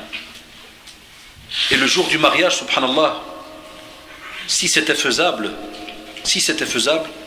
tu demandes justement à ce qu'un frère puisse venir donner un dars d'un petit quart d'heure, 20 minutes. Et là, alors tu viens avec le frère spécialement, tu le fais entrer et il fait un dars pour rappeler justement que c'est haram. Et tu ressors, tu ne peux pas rester assis. Et on ne peut pas rester assis dans une salle où il y a quelque chose de haram qui se fait. On ne peut pas, Echabel. Ça c'est clair, on ne peut pas. Il y a beaucoup de jeunes, des fois ils nous demandent, ils nous disent ouais mais c'est ma soeur qui se marie, mon père il me dit tu dois être là. Quand ton père t'oblige, tu dois absolument être là, alors on te dit Allah dalik, ne reste pas spécialement dans la salle où il y a la musique. Va dans les cuisines, va à la cave, va tourner à gauche à droite, mais ne reste pas dans l'assemblée où le haram se fait. Ça c'est vraiment quand il y a des jeunes qui me disent Wallah je suis obligé, je dois aider mon père pour Sokhra, pour Kader, il m'a dit je dois être présent. Il n'y a pas de problème, reste dans les couloirs, reste devant la porte. Hatta wallahi, et je remercie un jeune miskin il y a quelques années, parce que ce dernier temps je vais même plus au mariage, dans les mariages, mais il a les miskin un jeune, jazakallah, mais il m'a dit qu'après il s'est fait bien puncher par son père. Vous savez ce qu'il a fait? Il est resté devant la porte, il a dit à son père je vais accueillir les invités. Et chaque fois qu'un invité est venu, il lui fait akhi taqillah rawallah qu'il ghina, yalghna. Il y en a qui repartaient, il y en a qui rentraient, jusqu'à ce qu'il a hasab. Il y en a un qui a appelé le père, il a dit ah, ton fils à la barre est en train de dire aux gens. Puis il est venu de là rentrer dans une pièce, il a chose, subhanallah. Je lui ai dit c'est bien, je dis après. Je dis Bilal radiallahu anhu, Quraishi, tu lui mettais des pierres sur la poitrine. Et toi, alhamdoulilah, t'as fait ton petit jihad là, ça t'a coûté 2-3 pêches, mais. Ah ouais, parce que le jour du jugement dernier, les gens ne viendront pas te dire mais c'est toi qui devant la porte nous disais marhaba, marhaba, marhaba bikum jahannam, entrez. Hein? C'est ce qu'on appelle une des succursales de Jahannam. T'es pas encore dedans, mais c'est une salle qui prépare à. Et la preuve, wallah, et le fitra, subhanallah. S'il fallait demander à n'importe qui d'entre vous, est-ce que tu te vois mourir dans une salle de fête avec un DJ, avec de la musique? Tu te vois mourir, wallah, et tu verras. Il n'y a pas un seul, à part s'il y a un fou parmi vous qui va dire et alors qu'est-ce qu'il y a, et puis lève la main. La plupart, ils vont te dire la hasbunallah, non, tu te vois mourir là-dedans? C'est ça que des fois il faut aussi demander. Si le prophète sallallahu alayhi wa sallam il a dit dans le hadith Stafti qalbak, c'est pas pour donner, ça veut dire demande aussi, vois un peu ton cœur ce qu'il ressent. C'est pas comme certains jeunes, ils ont usé de ce hadith pour croire qu'on ne fonctionne pas avec la sunna, qu'avec le cœur. Là, ça c'est dans certaines situations, on te dit tu subhanallah, même ton cœur, tu sens toi-même que ton cœur il rejette ça. Tu sens toi-même que ça ne va pas. Mais avant cela, tu as été utilisé toute la sunna du prophète sallallahu alayhi wa sallam. Et qui se peut que tu étais dans un cas où tu n'as aucune réponse, c'est la dernière seconde, tu n'as pas le choix, et on te dit, taqillah, sens, est-ce que ton cœur l'accepte? Et des fois, Allah, le cœur, il te parle et te dit, non, c'est pas bon. Combien de fois ça n'arrive pas? Et même comme ça, les gens, ils font donc le pas. Si le frère demande les chants religieux, un nashid est-il autorisé dans les mariages, ou même à savoir dans la vie de tous les jours? Est-ce une innovation, jazakallah? Quel est donc le montant de la dot, donc à ne pas dépasser? Chez les ulama, chez Al-Sunnah, on vous dit ce qui est connu dans les hadiths, allez dans le Bukhari, très connu. On vous dit ce qui est connu, c'est douf pour la femme. Les femmes emploient ce qu'on appelle un tambourin. Il est rond, entre guillemets, il est rond. Il a un côté cuir Pas de fil, parce que dès que tu mets des fils, ça devient la percussion et autres. Donc, il est bien large. Et Cheikh Al-Albani, rahimahullah, pour ceux qui lisent l'arabe et tout, il a fait donc Alat Tarb et tout, il a parlé de cela. Il a expliqué dans un livre donc les instruments, bien expliqué. Et il te dit, subhanallah, il y a un côté donc en cuir, et en général, il y a un bois autour. Il y a un bois de forme circulaire, pas plus large que ça en général, ça dépend de la taille des doufs, pas plus large, et donc l'autre côté est vide. Ça, c'est pour les femmes connues qui frappent avec le douf. Et chez les hommes, on fait dans la sunna ce qui est connu, même chez les sahaba, a cappella, avec la voix. Avec la voix. Ça veut dire quelqu'un, s'il connaît un nashid par rapport à, subhanallah, quelque chose qui rappelle la sunna, qui rappelle un tas de, moi, des textes qui sont propres, qui sont connus, qui rappellent certaines choses, ou l'importance du mariage ou autre, ça c'est ce qui est connu dans la sunna. Et on te dit ce qui est aussi important, comme dit Cheikh Al-Uthaymin rahimahullah, de faire aussi un petit dars. Il a bien dit un petit dars, il a dit kalima, maw'ida. Et dans les Qabban Maftouh, il a même fait la remarque à ceux qui des fois ils prennent la parole dans un mariage pendant 2 heures. Tu lui prends le micro, il parle pendant 2 heures. Ça se fait pas dans la sunna. Dans un mariage, on prend une petite kalima, on l'explique en arabe. Aujourd'hui, c'est vrai, il y a aussi les jeunes, on fait un peu en français. Et puis, c'est bien aussi qu'il y ait quelqu'un qui fasse une lecture de Coran, mais... Et ça, des fois, j'ai remarqué avant, je vous dis maintenant, peut-être ça a changé, Allahu a'lam, mais des fois, quand j'assiste à certains mariages, il y a des jeunes qui te prennent des versets pendant c'est une fête de mariage, puis ils lisent il te dit, choisis des passages qui, subhanallah, sont en rapport avec la circonstance, comme par exemple dans Surat Ar-Rum et autres, par rapport au mariage. Vous voyez, donc, subhanallah, on a moyen, wallah, d'avoir un de ces beaux mariages, et aussi, on te dit, parmi les bienséances, d'inviter toujours dans le mariage salihin, des gens pieux. Pas comme font certains, ils n'invitent que des gens, que les riches, les gens qui ont un certain nom. Abadan. 90% ça doit être des gens pieux, et même les plus pauvres que tu connais. Et ça on l'oublie souvent. Beaucoup de familles te disent là, bloque le tarba, bloque le fauteuil qui est près du marié, parce que ça c'est pour un tel et un tel et un tel, des hauts blindés. Là, il n'y a pas de réservation de place. Le premier qui rentre, il trouve une place, il s'installe. Mais on te dit la moindre des choses, invite des gens pieux. Pourquoi? Parce qu'on te dit, on espère, ne mange ton argent, ne mange ta nourriture que les gens pieux. Et à ce moment-là, subhanallah, c'est bien aussi de clôturer par une dua. On a une dua justement de majlis quand on termine justement une rencontre. On a aussi une dua et on invoque Allah subhanahu wa ta'ala pour les mariés. Barakallahu lakum. On a un tas de, subhanallah, d'outils, d'invocations, on a un tas de choses. Et vous avez remarqué chez nous, subhanallah, c'est incroyable. Vous savez à quoi ça ressemble chez nous des fois, certains maghrébins? C'est comme celui qui vient, il achète une petite voiture, puis il ouvre le capot, et puis il montre à son copain le moteur. Au lieu que le copain il va dire Mashallah, c'est un beau petit moteur. Là il va lui dire l'ajab, on dirait qu'il manque des choses dedans. Ce petit moteur, il est bizarre, hein? Tu trouves pas qu'il est bizarre? Voilà. Ça c'est chez nous. Quand tu viens, tu dis un mariage, c'est quoi? On vient, on fait une kalima, on fait de dua, on lit un petit peu le Coran, on mange, on da'i, on part. Il te fait ah non, là c'est un enterrement là. Qui t'a dit qu'un enterrement se fait de cette manière? Hein? On arrête les questions à Samir. Comment est-ce qu'on fait? Voilà, on est comme ça nous. C'est comme si, wallah ya shabab, c'est comme si il revient à dire au prophète sallallahu alayhi wa sallam que ce que tu nous as donné c'est pas assez, ou bien tu as oublié des choses. C'est ça. Tu as oublié des choses. Et ça on ne peut pas, ya shabab, ça on l'a dit, est-ce qu'on peut refuser d'assister au mariage d'un membre de la famille quand on sait qu'il y aura du haram? Dans ce cas, ma cousine va se marier et elle prévoit un DJ. Comme on l'a dit, à ce moment-là, vous allez. Wallah, et combien de fois il nous est arrivé, nous, dans nos propres familles, par des gens qu'on aime bien, mais qu'on ne pensait pas qu'ils allaient faire de la musique. Ils t'invitent, wallah, que ça soit l'épouse ou bien nous, on arrive jusque-là, on entend qu'il y a de la musique, on leur dit voilà, subhanallah, nous, dans notre conviction, c'est haram, on n'assiste pas. Vous l'arrêtez, bismillah, vous ne voulez pas, la personne va dire non, mais je ne peux pas, kada. Et voilà, Allah ibarkoum, Allah yuqaf ma'akoum, Allah yaskoum bikhir, taqiyullah, il faut donner une nasiha aussi.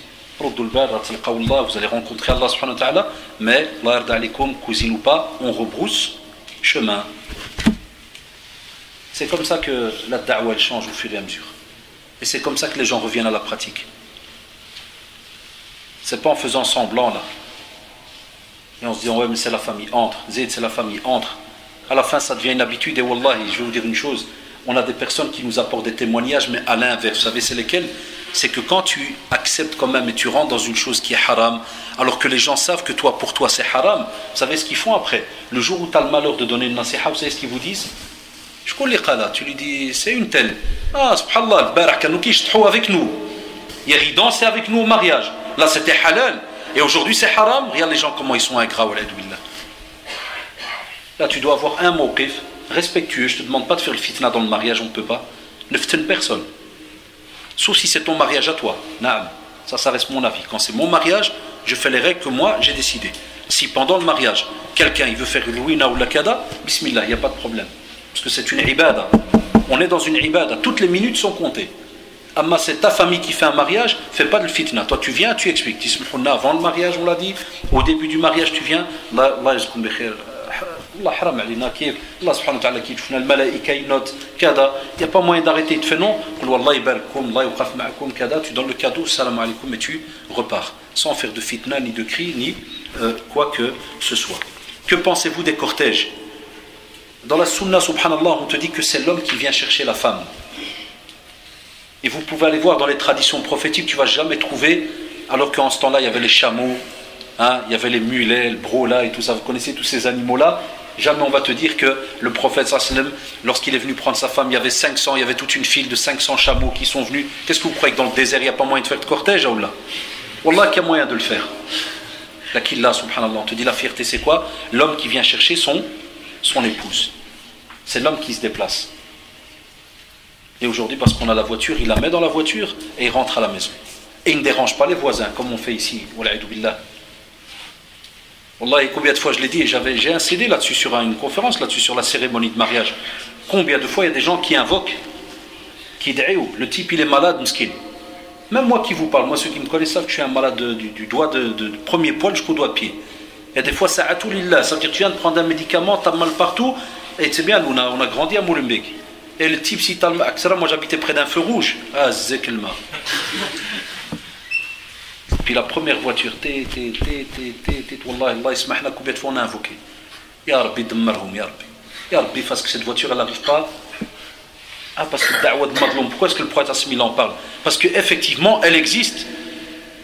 Parce qu'un madloum, c'est quelqu'un qui, subhanallah, a tenu jusqu'à un point, il se dit, Ya Allah, je ne sais plus quoi faire. C'est fini. Tu dois m'aider. C'est pour ça qu'on te dit c'est une da'wa mustajaba.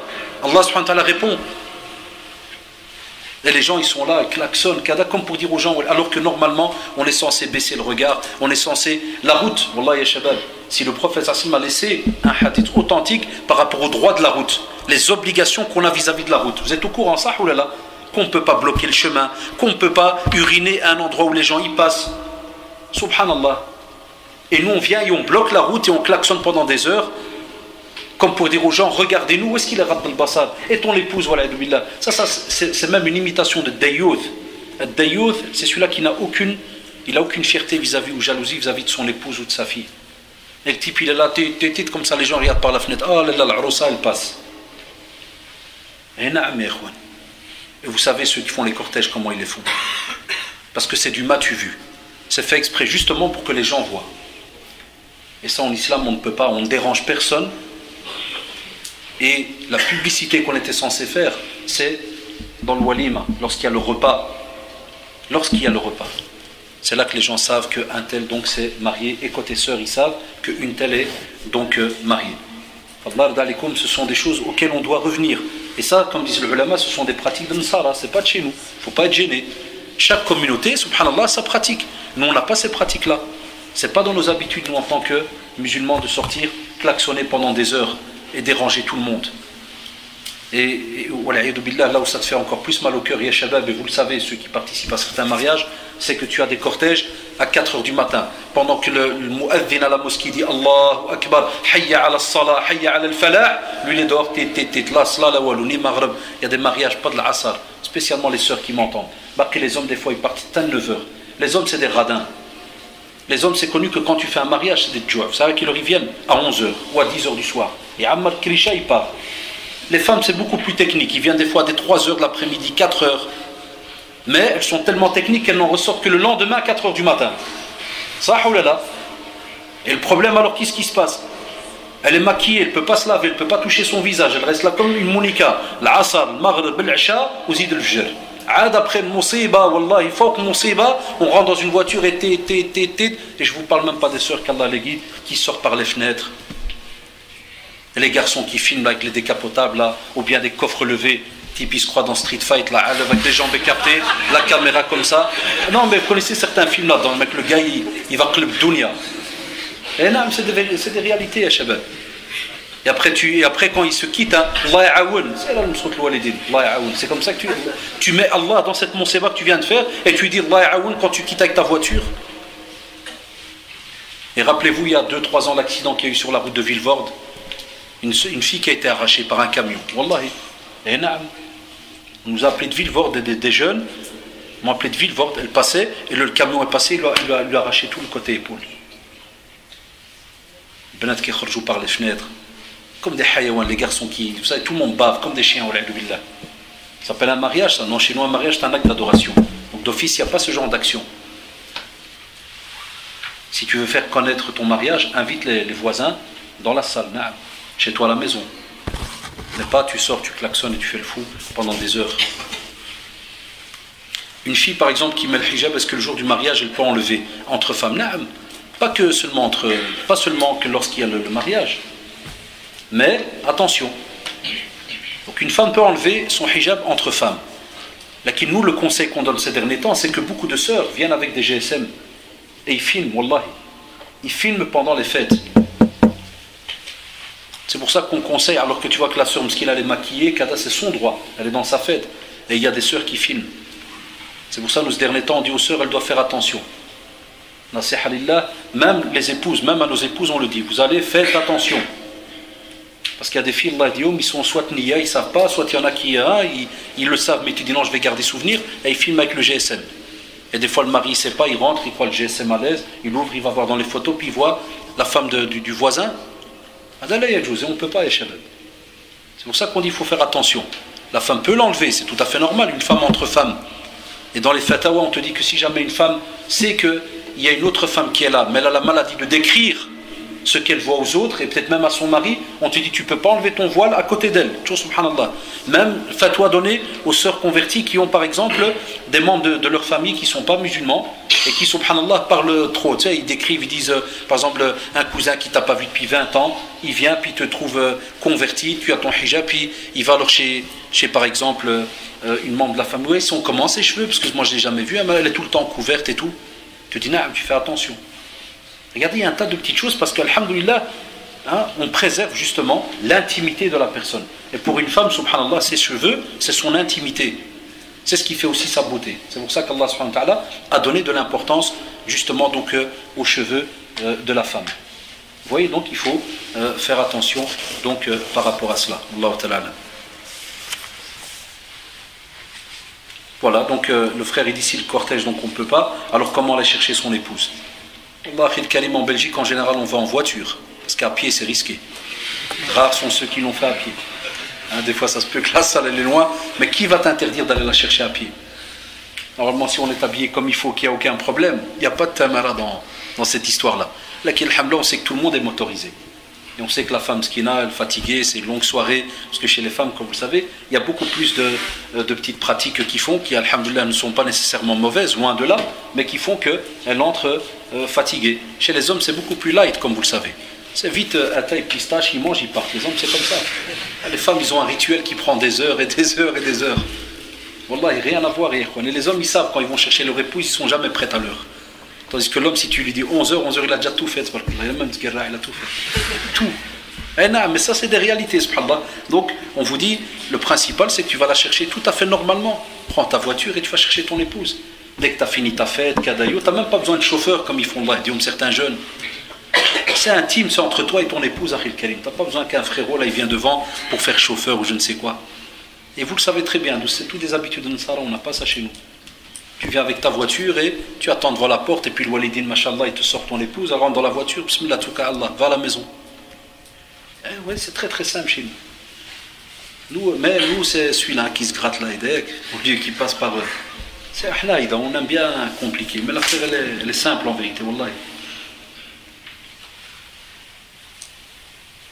Ça, on a expliqué par rapport aux instruments. Donc, quand ça se répète, on l'a expliqué. Voilà, l'époux peut-il faire des photos avec son épouse devant des femmes étrangères mais voilées? Déjà, cette question, on la partage en deux. Wallahi, ikhwan, même si, et vous le savez, chez certains savants, ils ont divergé par rapport aux photos. Un grand groupe de savants disent les photos haram, et un autre groupe disent yajouz. Et ce sont des savants respectables, alhamdoulilah. La preuve, je vous parle même parce que les jeunes, alhamdoulilah, ils font tellement, et c'est normal, ils font confiance aux mashaykh en Arabie et autres. Prenez des revues en Arabie de mashaykh et autres, et tu as la photo de certains mashaykh connus, très connus, parmi les grands. Le problème est, par rapport à cette question, n'est pas là. Cette question est partagée en deux, même en trois. Spécialement quand ça touche comme ça l'épouse et le mariage. Je dis toujours à nos jeunes, quand tu fais une photo, un jour ou l'autre elle peut tomber dans les mains de quelqu'un. Est-ce que quelqu'un a rajouté le son au micro? Oui, quelqu'un qui a rajouté, je pense. Parce qu'il a augmenté. Oui, quelqu'un a rajouté. Si jamais, subhanallah, cette photo, elle tombe entre les mains de quelqu'un. Ça peut arriver qu'elle tombe entre les mains de quelqu'un. Et j'ai eu le cas, subhanallah, au bureau, wallahi, où un père, un mari et son épouse, ils sont arrivés à une situation catastrophique. Elle est toute belle. Le mari avait dit, la fille, donc la sœur voulait absolument des photos, le mari ne voulait pas, Kada. Il lui a dit, bon, fais-les, mais tu mets ça dans un album, tu fermes bien ça dans une armoire, je veux rien savoir. Un jour, wallah, ils sont venus tous les deux dans mon bureau. Le petit, subhanallah, il tire le tiroir, il sort la photo. Le mari va chercher la taille, le garçon il rentre, il monte la photo au frère, l'invité. Faire rien, ma maman, comment elle est jolie. Alhamdoulilah, le frère direct il a club, mais il était gêné. Qu'est-ce qu'il va faire? Il sait que ça va être ruinant, mais il n'a pas le choix. Et il me dit, moi dès que je suis rentré, je déposais le signal, le frère il m'a dit la honte, le chouma il me fait. Et le frère m'a remis la photo, retourné, il m'a dit, smahli, il y a le petit qu'il a apporté. Et le type, wallah, il vient au bureau, il veut divorcer.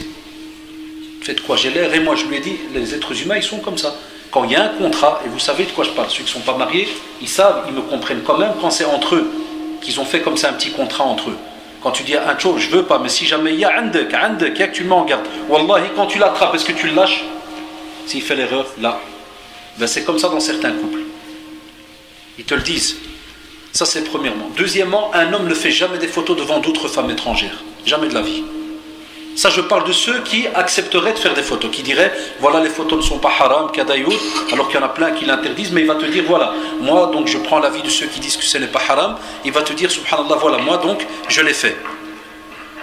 Jamais présence de femmes étrangères, peut pas.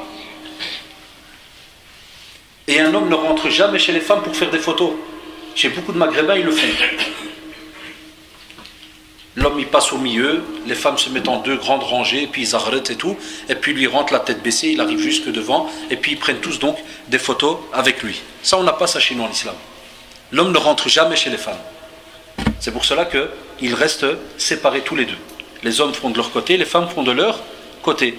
Chez certains, ils attaquent ça, et tu dis, ouais, c'est quoi ça? Ça veut dire que les femmes ne sont pas le même niveau qu'eux, mais rien à voir avec le niveau ou quoi que ce soit. Mais nous qui travaillons dans ce domaine, wallah, j'ai eu le cas, durant les témoins, de jeunes qui, subhanallah, étaient avant dans la débauche et autres et faisaient n'importe quoi. Et ils me racontaient, ils me disaient, on allait à des mariages mixtes. Il me dit, on allait à des mariages mixtes. Il me dit, wallahi, ya oustad, on était mariés. Donc il dit, on était mariés et c'est parce qu'on ne pratiquait pas comme il faut. Et on allait dans des mariages mixtes. Et il te dit, subhanallah, quand on arrivait, et qu'il y avait des femmes, vous savez, quand tu es dans un mariage, et spécialement un mariage où en général il n'y a pas de l'hishmayoud, il y a les décolletés, les ceci, les cela, la femme se fait la plus belle qu'il peut y avoir, l'homme la même chose, et un il me l'a dit, wallahi, c'est ce qui a fait que j'ai commis l'adultère. J'ai quitté ma femme pour ça. Il dit, j'étais une fois, deux fois, trois fois, il me dit à la fin, ma femme me paraissait, il n'y a pas plus moche. Parce que c'est souvent les hommes qui causent des problèmes, wallahi, et on le sait. C'est souvent les hommes qui causent des problèmes. C'est pour ça que dans le hadith des 7 qui seront sous l'ombre du trône d'Allah subhanahu wa ta'ala, il a dit Rajulun da'atu mratun data mansibin wa jamal. Et à la fin, qu'est-ce qu'il a dit? Ni akhafullah. Rajul. Vous savez pourquoi il a reçu l'ombre du trône d'Allah subhanahu wa ta'ala? Parce que une des plus grandes facilités, c'est quand c'est la femme qui se donne elle en premier. L'homme, il n'a plus rien à faire, il est à l'aise. Mais le plus grand adab, c'est quand c'est l'homme qui doit essayer d'arnaquer la femme. Ça ou là là. C'est pour ça que Allah subhanahu wa ta'ala a donné un bénéfice immense à l'homme qui a dit Inna akhafullah, je ne te touche pas. Pourquoi? Parce qu'il a dit c'est très difficile à un homme de se retenir par rapport aux avances d'une femme, billah. Tu vois, subhanallah, c'est incroyable. C'est pour cela que nous on ne mélange pas. Et des fois les non-musulmans, les musulmans eux-mêmes ne savent pas leur expliquer ça. Comme si le non-musulman miskin, il croit que la femme chez nous c'est Satan, elle est satanique, elle est mjnouna, elle est kada, elle rend fou. Là, wallah, quand tu vois les règles religieuses, souvent, subhanallah, c'est l'homme qui est interpellé. Quand le prophète sallallahu alayhi wa sallam a dit Rifqan bil qawarir, à qui il a dit? À qui il l'a dit, Shabab? Attention comme les vers de cristaux. À qui il a interpellé? Il a interpellé l'homme ou la femme? L'homme. Lorsqu'il a dit La yafriku mu'minun mu'mina in kariha minha khuluqan radiya minha akhar. À qui il a parlé le prophète sallallahu alayhi wa sallam? À l'homme de nouveau. L'homme ne fait pas de mal à une femme, son épouse, s'il n'aime pas d'elle un comportement, qu'il regarde d'elle les autres comportements, et alhamdoulilah, ça va aller mieux. Il a à chaque fois interpellé l'homme, parce que l'homme, avec sa force et autres, des fois il est capable de faire un tas de choses, subhanallah, et spécialement les envies qu'il a.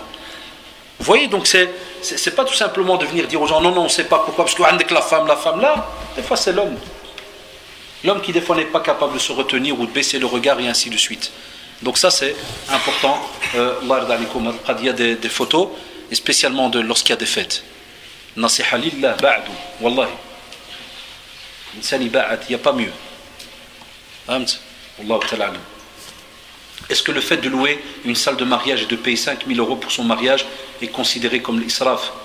Et Ikhwan, Cheikh Al-Uthaymi, rahimahullah, dans les Qad Bab Maftouh, il reçoit une question par rapport à donc un élève lui dit Cheikh, il y a un millionnaire ici dans la ville qui a fait un mariage d'autant de millions. C'est ce qu'il a répondu, Cheikh rahimahullah. Il a dit c'est proportionnel aux avoirs que tu as. Quelqu'un qui a en banque 1 milliard, si jamais il fait une fête de 500 000, c'est quoi pour lui? C'est une cacahuète. Mais comme ils disent, à côté de cela, alhamdoulilah, il donne fils sabilillah, il fait un tas de choses. Mais si toi, subhanallah, tu n'as même pas en banque 1 000 € et tu vas t'endetter pour faire un mariage de 10 000, là, là c'est pas bien. Les savants, là, ils te mettent en garde, ils te disent, tu ne peux pas les rarraq, ton corps, ta famille, même ton couple pendant des années pour une fête qui normalement, et ils prennent comme dalil, souvent dans les fatwas, tu retrouves ce hadith d'Abdurrahman ibn Auf qu'on lui a dit, Awlim walaw bishat. Alors que les savants te disent que Abdurrahman ibn Auf, radiallahu anhu, il avait les moyens, puisqu'il a donné même de l'or en mahr, il a donné de l'or. Même comme ça, le prophète nous a dit, Ya Abdurrahman, awlim walaw bishat. Donc on vous dit, c'est proportionnel à vos avoirs.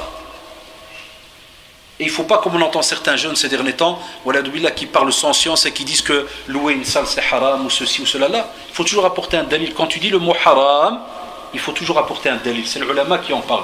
C'est pas nous, ou bien les petits jeunes qui des fois apprennent comme ça en 2 minutes, là, abadan. Et spécialement quand des fois il n'y a pas de place à la maison, il n'y a pas de... Et pas oublier aussi, il y a des fois des tarifs. Aujourd'hui, les ashab, les salles, ils savent que ça rapporte de l'argent, donc ils augmentent les prix. Mais des fois, et là où c'est vrai, des fois il y a des fois les mêmes salles, mais rien que parce que le nom de telle salle est connu, alors que l'autre de l'autre côté c'est la même, la personne parce qu'elle s'appelle la salle 1, telle ou un tel, je ne vais pas citer des noms, alors il va donner x2. Là c'est l'israf, on te dit pour la même, pourquoi tu ne vas pas à l'autre? Puis tu fais non mais celle-là elle est connue. Là, subhanallah, ça c'est l'israf. La preuve, si on vient on te dit aide ici, Jama' donne 1 franc, tout le monde commence à se tordre. Mais pour une salle qui va faire seulement une petite nuit, on est prêt à déposer, comme dit ici la sœur, jusqu'à des 5 000 € pour la salle. Et le reste, alhamdoulilah, elle a raison. Une des choses qui n'est pas acceptée chez les savants, dans n'importe quel domaine de la vie, c'est le gaspillage, et Et spécialement chez nous, vous savez, dans nos mariages. Qu'Allah guide nos parents. Ils te déposent salade printanière, le pasté là, la viande, puis le poulet. 4 plats. Et on sait que les gens ils sont déjà fatigués rien qu'après la salade printanière. Il y en a qui sont déjà pleins. Et la preuve, vous le savez, dès que le poulet vient, ils font des petits trous comme ça à gauche à droite. Ils prennent vite la cuisse. Parce que c'est très léger. Ses dents, ils sont crevés. Donc il dit Allahumma la cuisse, s'il touche la poitrine, al-zulma. Wallah, il sera terminé le plat. Et moi je sais, j'ai dans ma famille qui travaille à Bruxelles Propreté. Et ils me le disent, ils me disent Wallah, et après, moi j'ai mon frère qui travaille encore maintenant à Bruxelles Propreté, des fois il me raconte parmi ses collègues, ils me disent que quand ils vont spécialement le lundi matin, dans certains quartiers où il y a des salles de fête, il me dit Wallah, ya akhi Rachid, quand tu jettes les sacs dans le grand camion, la benne à ordures là, et que le truc métallique qui descend et qu'il éclate les sacs, il m'a dit tabarakallah, que des pavés de viande. Parce qu'il y a des salles qui te louent avec ce qu'on appelle donc le prix du nettoyage. Donc toi tu manges, tu laisses les assiettes sur la table, là, ils ramassent tout eux. Et c'est eux qui jettent. Pas comme faisaient nos parents, après à la fin, Je me rappelle, nous, quand on était jeunes dans nos familles, qui je tout le poulet, puis il s'assit, Yallah, je t'ai dit 3 poulets, t'as dit 4 poulets, t'as joué, plus le lendemain, il faisait un rda encore à la maison. Ça, ou là là, c'est fini tout ça. D'abord, qui jouent les petits serveurs, c'est pas haram tout ça, Wallah, c'est des petites aides en plus. Lakin, des fois, il y a des choses que c'est pas logique. Hein, ils apportent une petite société, c'est elle qui va s'occuper du nettoyage. C'est quoi le nettoyage chez nous en islam? C'est de jeter donc les assiettes, hein, avec encore des poulets complets, puis tu jettes dans la poubelle, tu déposes les sacs devant la porte. Et les frères, il y en a parmi nous qui aident les sans-abri, et ils ne trouvent même pas des fois, il faut demander qui veut bien aider pour donner à manger à ces gens-là. Et nous, tous les lundis, hein, spécialement, ou bien les vendredis soirs, les samedis soirs, les musulmans ici, hein, entre guillemets, musulmans sur Bruxelles, je parle rien que de Bruxelles, ils jettent, wallahi, des tonnes de nourriture dans les mariages, des tonnes. Et c'est pour ça que je pousse à les frères qui s'occupent de chacun des SDF. Ça serait peut-être bien des fois, je ne sais pas s'ils ont cette idée-là, entre guillemets, mais c'est peut-être bête, hein, mais qu'un vendredi soir, ils aillent comme ça, en groupe, avec des voitures, dans certaines salles de fête, vers les minuit, 1h du matin, et ils attendent devant la porte. Et ils demandent aux responsabilités, si vous avez des choses à jeter, wallahi, on est prêt à les prendre. Et le lendemain matin, machallah, tu fais une petite équipe dans un local, tu enlèves tout, les carcasses, la viande, kada, et tu mets ça dans des petits emballages et tu donnes au SDF. Ils vont manger de la viande que je crois même moi je ne mange pas à la maison. Il y en a qui jettent des poissons, il m'a dit mon frère, des fois, trouve des poissons, il me dit d'1 mètre. Tu sais les petits mariages de richetons là. Poissons complets, il me dit les jeter. Ceux qui, des fois, il me racontent des moutons. Vous connaissez que les mariages de riches, nous là, on ne les connaît pas, hein.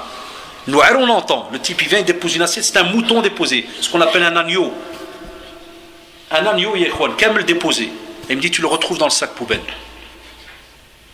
C'est pas un mariage, ça, Yachel. Donc là, il faut faire attention. Donc, Allah yarda alikum.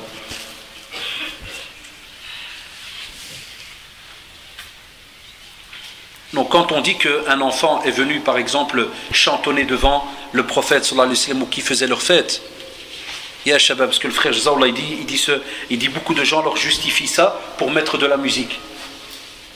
De nouveau, je pose une bête question. Est-ce qu'il avait en face de lui, mashallah, des jeunes filles, des grandes filles qui sont venues avec des violons, ou bien avec des guitares, ou bien avec des tables de mixage, et qui l'ont dit, on va te faire une petite musique? Ah, regardez la réaction. Ça, c'est le fitra, ça. Direct, on te dit, non, a'udhu billah. Donc là, d'aller comme on doit, et ça prouve que, et c'est bien, alhamdoulilah, nos jeunes, maintenant, je l'ai remarqué avec les questions. Petit à petit, ils commencent à être au courant de plein de hadiths, mais il leur manque encore une chose, c'est que tous les hadiths qu'on commence à leur dire, certains ils ont club ces hadiths pour essayer de faire en sorte qu'ils rendent halal une chose qui est haram. Mais alhamdoulilah, maintenant les jeunes doivent, avec tous les hadiths qu'ils ont étudiés, faire l'effet inverse et de comprendre qu'est-ce qui est haram par rapport donc à cela. C'est à quelle heure la prière de l'Aïcha? Rappelez-moi. À 8h12.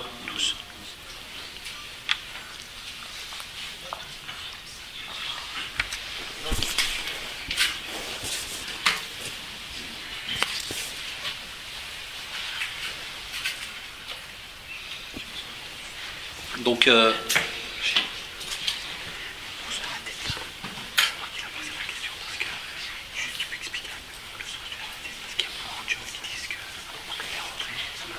non, le hadith, comme dit le frère, hein, déjà on parlait de l'ayam de l'Aïd. Il ne faut pas mélanger les choses. Déjà pour le hadith, si vous vous rappelez bien, Shabab, c'est lorsque c'était l'Aïd. Et Abu Bakr radiallahu anhu est rentré et il a fait la remarque lorsqu'il a dit à Mizmar al-Shaytan fi bayt al-Rasul sallallahu alayhi wa sallam. Et on parlait de qui? On parlait, c'était des petits-enfants. Hein, c'est pour ça que, subhanallah, l'ulama, même par rapport il faut savoir cela, hein, et ça, c'est ça qui est un peu dommage chez nous. On ne fait pas la différence des fois dans l'alfad, dans les termes qu'il y a. La différence entre des petits-enfants qui jouent, spécialement fil Eid, et lorsque on emploie justement une action que l'on fait en dehors d'une situation où le prophète sallallahu alayhi wa sallam a expliqué, et on sait que dans les termes employés dans le hadith, c'était un jour de l'Eid et c'était des petits-enfants, des petites filles. Ça c'est important, les termes, ya shabab, une personne qui te sort le hadith, dis-lui, et en espérant que nos jeunes aussi ont l'arabe, dis-lui, sors-moi le hadith complet, écrit en langue arabe. Vous allez voir que la discussion va changer. Dis-lui, sors-moi le hadith complet en langue arabe, et viens, on va chez un da'iya pour décortiquer le hadith, mot après mot. Qui est qui? C'est qui lorsqu'on parle d'une jariya? C'est qui? Ça c'est des termes que l'on prend dans le hadith. Est-ce qu'aujourd'hui chez nous les gens ils savent faire la différence entre l'awlad, l'atfal, l'banat ou la kada, quel âge, jusqu'à quel âge et ainsi de suite? Il y a un tas de termes. Et jamais ce hadith a été, subhanallah, chez les savants, une preuve ou, au contraire, ce qu'on appellerait, entre guillemets, un argument pour donc laisser cours à ce qu'on appelle le mot donc, connu, qui est donc la musique. Wallahu ta'ala. Donc ça, on a répondu avec salat salam alik et tout ça. Hein. Que pensez-vous des photos? On a répondu à Nachid. Manger à la même table avec des non-musulmans. Il n'y a pas de problème tant qu'il n'y a pas, alhamdoulilah, vous le savez, de l'alcool, ni de kalam qui dépasse, comme vous le savez, les limites. Par exemple, tu as fait un mariage, tu as invité ton voisin, il est important de l'ardali que si jamais alors tu l'invites, qu'il y ait des gens de bien qui soient assis. Alhamdoulilah, ton mariage, on l'a dit tout à l'heure, tu n'invites que des gens bien. Et ici, tu as le niya de quoi? De da'wa. Tu as une niya de da'wa. Quand il vient, tu lui expliques, tu dis voilà, c'est un mariage, regarde comment est-ce qu'on fait chez nous, parce que c'est un acte d'adoration. Wallah, et combien de fois il y a eu des cas où, subhanallah, certains se sont intéressés à l'islam. Et spécialement quand il y a eu des jeunes qui ont fait une kalima en français et qui ont rappelé l'importance, la beauté du mariage. Des fois chez Nsara, ils vivent concubinage et n'importe comment, kada pour certains. Alors quand ils entendent le bienfait kada, wallah, combien de fois il y a certains qui sont venus même chez nous au centre se convertir en nous disant j'ai été un jour invité et puis on m'a réinvité et j'ai entendu parler de l'islam et autres et franchement je suis intéressé. Allahu Akbar. Amma il a qu'un Allah fait le Nasran, il vient à un mariage puis il voit la folie pire que ce qu'il y a chez eux. Quelle différence il y a entre vous et nous? On est encore plus calme chez nous. Et il reste où il est, non, on a un exemple, on a une qudwa à la base. Il faut montrer un exemple par rapport à cela. Allah. Comment accepter le fait que la famille du conjoint ne supporte pas certaines traditions de la mariée, étant donné que celle-ci accepte tout inversement? Il faut préciser de quoi est-ce que vous parlez. Quand vous dites n'accepte pas certaines, si alhamdoulilah les traditions sont halal, il faut faire votre possible, comme le font des fois des jeunes, jazakumullah, vous appelez le centre, ou bien vous venez, quand il y a un imam qui est connu, alhamdoulilah, par exemple Cheikh Mohamed Toujgani, Cheikh Al-Kharaz, hafidahullah, et d'autres imams qui sont connus, souvent après Khutwat al-Jumu'ah, ils font des questions-réponses, ou bien après Dars. Après leur Dars, ils font des questions. Il ne faut pas être gêné, tu vas, tu prends avec toi-même le beau-père s'il faut, là j'ai ami, peut-être que je ne connais pas, on va demander, Inch'Allah, un cheikh, et là tu expliques la situation. Ça c'est parmi les moyens que tu peux employer.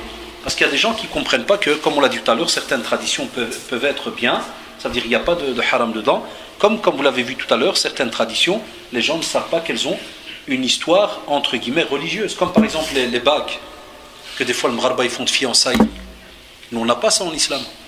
Parce que dès que l'anneau, il représente quelque chose. Chez Nsara, donc chez les anciens, le fait de mettre ce qu'on appelle les alliances, ça avait une représentation divine. Ce qu'on appelait dès que l'infini, kada, il y a toute une explication par rapport à la bague de fiançailles. Maintenant, on n'a pas de bague de fiançailles. Tu as des fois des dralés qui mettent aucune bague, jusqu'au jour de mariage, là tu le vois et ça se voit que c'est maouj, mais une grande bague, il n'arrête pas de la remettre. Puis tu fais, tiens, c'est nouveau que tu as mis une bague. Je suis marié hier. Rien à voir, mon frère. Si tu mets une bague en argent, c'est une sunna du prophète, sallallahu alayhi wa sallam, qu'il faisait, qu'il portait, mais il ne l'a jamais porté pour le mariage. On n'a pas de bague de mariage. Oh là, il y a des dralés, tu le fais, tu as une bague, il fait c'est normal, je suis marié, puis il te montre comme ça. Ça n'a rien à voir. Nous, on n'a pas ce système-là. D'accord là, donc ça dépend des traditions, de quoi vous parlez, comment. Donc ça, c'est important. Est-ce qu'on peut faire à manger pour un mariage dans une mosquée? Naam.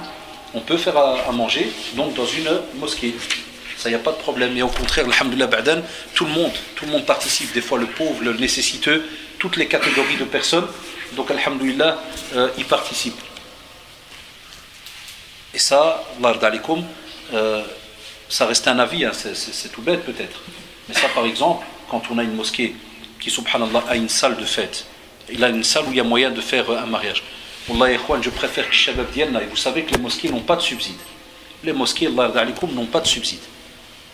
Mais nous, on a bien le matu vu, le regard des gens. Allah, je préfère donner 1000 euros à la mosquée au lieu de donner 2000 euros à une salle. Je donne 1000 euros à la mosquée, où l'imam il est la mosquée, il fait une kalima ou kada ou hadi, les gens idéaux au mag, que d'aller donner des fois 2000 ou 3000 euros dans une salle. Mais comme vous le savez, ça reste un avis. Puis après, il y a les discussions, la famille, le kada, le ceci. Il ne faut pas rentrer en guerre pour ce genre de sujet. Là, si quelqu'un l'a fait, au contraire, c'est bien. Et pourquoi je fais cette remarque? Parce que certains ils rigolent de ceux qui font un mariage à la mosquée. Il a fait un enterrement. Là, au contraire, fais al-khayr al-baraka, subhanallah. Il n'y a pas mieux quand tu investis avec Allah, subhanahu wa ta'ala, quand tu donnes une sadaqa pour la mosquée. Il n'y a pas mieux, ya shabab.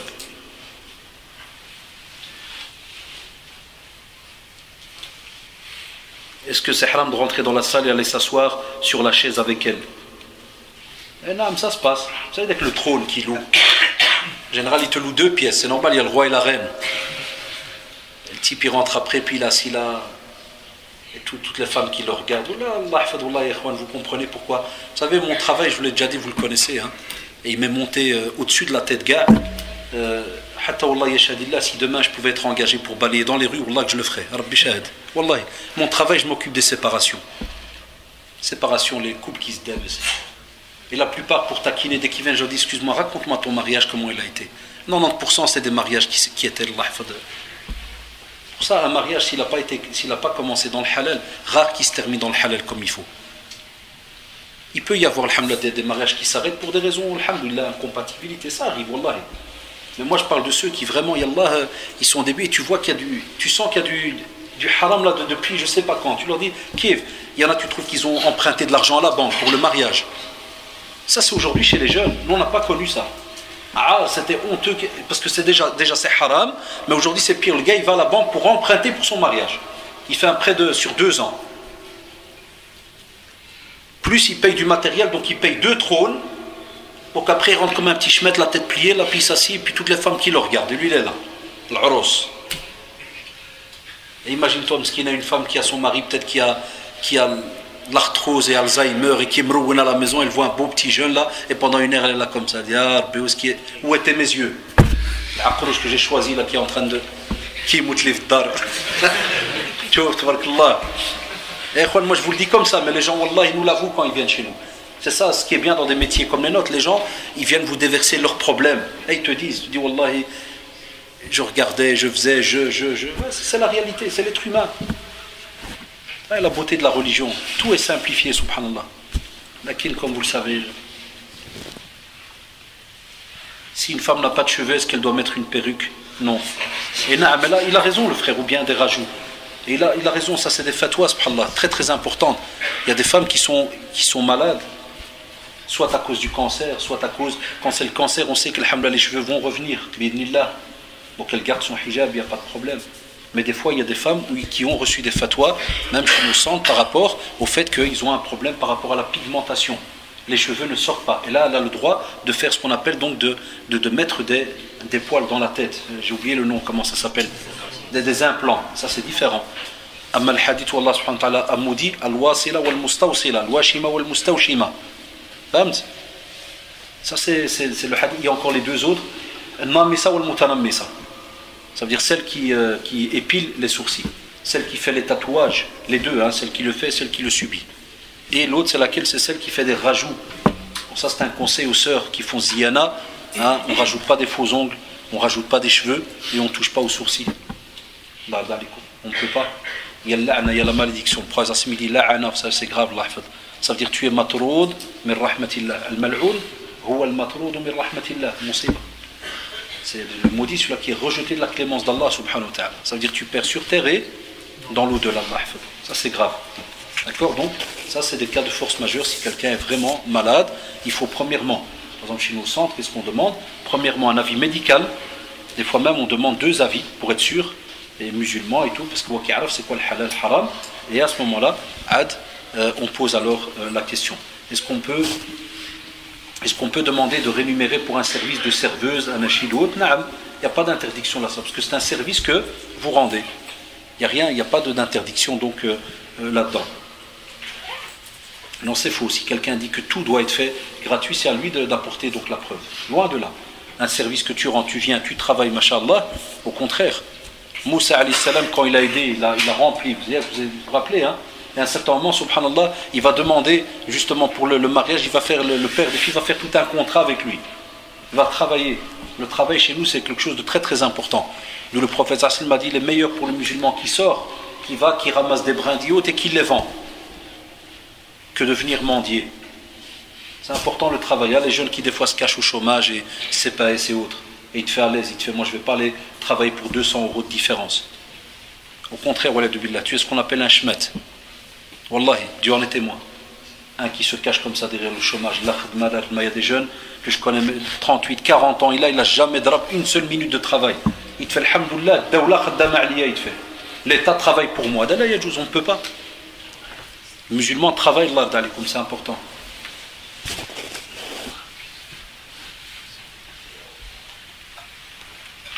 La sœur dit, dans sa famille, ils font des mariages comme ça, musique et autres, et le mari dit d'y aller un peu pour Silat al-Rahim, les liens familiaux. Vous voyez, donc c'est comme vous l'avez remarqué tout à l'heure, c'est des cas qui arrivent dans les familles. Et là, on vous dit, il ne faut pas faire de fitna, il ne faut pas aller l'endroit, commencer à semer la zizanie, mais vous allez, vous remerciez donc la famille qui vous a invité, vous faites une nasiha, vous donnez votre cadeau, et alhamdoulilah, vous revenez. Voilà, ça c'est... Il ne faut pas que les gens aient, subhanallah, toujours la niya que l'amr bil ma'rouf doit se faire par un munkar. Cheikh Ibn Taymiyyah rahimahullah, il en parle, il te dit quand tu fais l'amr bil ma'rouf, fais-le avec le ma'rouf. Ne viens pas faire, et aussi l'autre cas, tu ne peux pas faire un amr tu peux pas nier un munkar par un munkar encore pire. Ça veut dire il y a peut-être entre guillemets, on va dire il y a de la musique, on l'a dit, toi tu viens et tu veux nier le munkar en frappant et en insultant et en faisant. Tu dis fais attention. Donc le principal, ça y va et il fait le nasiha. Ou ce qui est dommage dans nos familles, des fois des familles qui ne vont pas à un mariage avec la cousine ou puis quand tu lui dis ah vous allez parler, tu fais non, Anna, je ne suis pas d'accord, il y a le rna, kada et tout, tu dis tu leur as parlé, tu as fait, tu fais non, ils moutent. Et qui te dit que par une kalima que tu vas faire, une doua que tu vas leur faire demain après-demain, Allah subhanahu wa ta'ala yahdihum alaj. Pourquoi toujours voir que la mort est cassée, ceci et cela? Mais l'insan il fait le pas, même les jeunes, la même chose. Des fois, vous pouvez avoir un ami, subhanallah, depuis des années qui est ami avec vous, mais vous n'aurez pas imaginé qu'il va faire un mariage avec mélange, homme, femme ensemble, kada. Il t'invite, tu arrives au moment même, tu vois qu'il y a ça, tu lui dis. Commence pas à lui dire espèce de shmata al-adou, Allah, ya mouskouti, kada. Là, c'est pas le moment. Mais Allah, il dit, on est amis, tu aurais pu me demander conseil, kada, il va te faire Allah, je veux autre chose, subhanallah. Tu sais que c'est une ibada aussi, le mariage. C'est une sunna du prophète, ça, mais elle est obligatoire. Le repas est une obligation. Tu m'aurais demandé, je t'aurais expliqué, je t'aurais dit, et tu sais bien, est-ce que tu m'as déjà vu danser quelque part ou chanter ou faire ou kada? Il va te dire non. Et bien, même pour ici, je ne peux pas. C'est mon cadeau, Allah yuqaf ma'ak, Allah ibarak, Allah yahdik, kada, puis tu pars. Mais pas faire de fitna ou autre.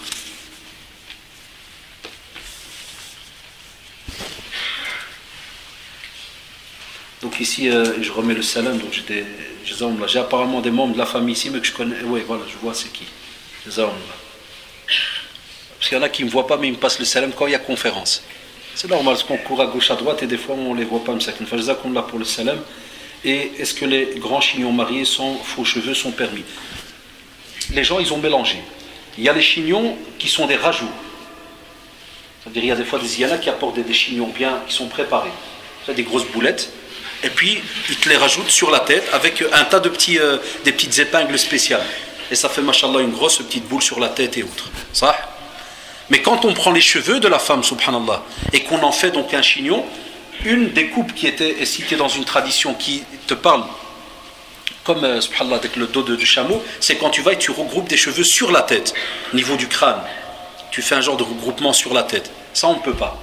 Quand tu fais, par exemple, mashallah, un beau chignon avec tes cheveux à toi, et des fois ils rajoutent, c'est là qu'il y a eu une polémique, il faut être honnête, c'est qu'il y a un troisième style, c'est que certains rajoutent une éponge. Ouais, vous d'abord les hommes, vous rigolez, Allah yahdikum. Mais vous allez voir quand vous allez vous marier, là on va rigoler. Ah, les femmes ils ont leur technique, c'est pas toi coucher qara'ana, la plupart ils n'ont même pas de cheveux. Wallah, regardez, faut pas rigoler des choses chez les femmes, machallah, au contraire, Allah, regardez, c'est ça le ni'ma. À ceux qui croient que chez nous en islam, on se fait pas beau, on se fait pas belle et autres, Allah subhanahu wa ta'ala au contraire. Eh bien, chez les femmes, qu'est-ce qu'ils font? Ça arrive que pour une femme qui n'a pas beaucoup de cheveux, ils essayent entre guillemets de gonfler ça. Alors qu'est-ce qu'ils font? Ils prennent par exemple comme un petit morceau d'éponge ou bien de tissu, ils le mettent en dessous des cheveux pour que ça donne un gonflement. Et là, je dis Allahu a'lam. J'avais demandé une fois à un cheikh, il a souri, parce qu'il en Arabie, il a souri, il m'a dit il vous devez rajouter des éponges et des... Il a dit restez à l'al-fidra qu'Allah subhanahu wa ta'ala vous a donné. Donc j'avais pas de réponse. Je parle pour le cas que je vous ai dit où il rajoute donc une éponge. Je pense que c'est l'adal, vous me dites. D'accord, et Shabab, et le salam aussi donc à la famille et tout le reste. Ah, ça c'est aussi un gros problème. Et je dirais à la fin, Allahu a'lam. La sœur dit je fais partie d'un groupe d'anachid pour mariage et on utilise la durbouga, est-ce licite ou pas? Le hadith dans le Bukhari, le prophète sallallahu dit qu'il va arriver qu'à ce moment il va parler de Al-Kawba.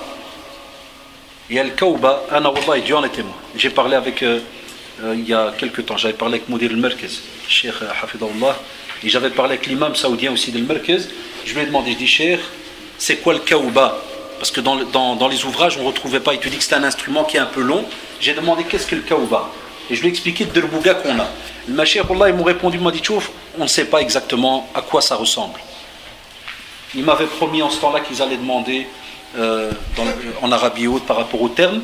Et je revois ça maintenant. Et vendredi encore, hier, encore un frère, il me l'avait demandé. Je vais essayer de me renseigner, Inch'Allah. Mais, même comme ça, quand j'ai demandé à Cheikh, subhanallah, les deux Mashiach à qui j'ai demandé, ils m'ont dit pourquoi est-ce qu'ils demandent après un nom d'un autre instrument, sachant que pour les femmes, il y a ce qu'on appelle tabl douf. Même nos mères, subhanallah, ya shabab. Anna, je me rappelle encore plus jeune, quand on allait le Maghrib, quand on faisait les mariages fil bled, la plupart, fit djbel je parle, hein, pas quand c'était en ville un peu mtqaddim, mais fit djbel, qu'est-ce qu'ils employaient comme les femmes? Ils employaient le tabl, avec le circulaire, le rond. Enfin, c'est pour ça que les ulama, ils ont dit tous les nouveautés qu'il y a maintenant qui se sont rajoutées, il te dit que ce sont des instruments à percussion parce que la preuve, ils sont cylindriques et il te dit change le son. Quand tu tapes, il change le son. Et la preuve, vous savez, c'est même plus en cuir maintenant, c'est fait avec même le douf, hein, ça a changé, c'est fait des fois avec du plastique bien tiré. Donc là, ça devient très, très technique. Enfin, donc il faut, je vais encore, Inch'Allah, me renseigner par rapport à cela. Inch'Allah, après la prière, on termine une petite demi-heure. Ça fait Inch'Allah. C'est bon, Shabab? Juste après la prière, une demi-heure, les quelques questions. Subhanakallah wa bihamdik, nashhadu an la ilaha illa anta astaghfiruka wa atubu ilayk.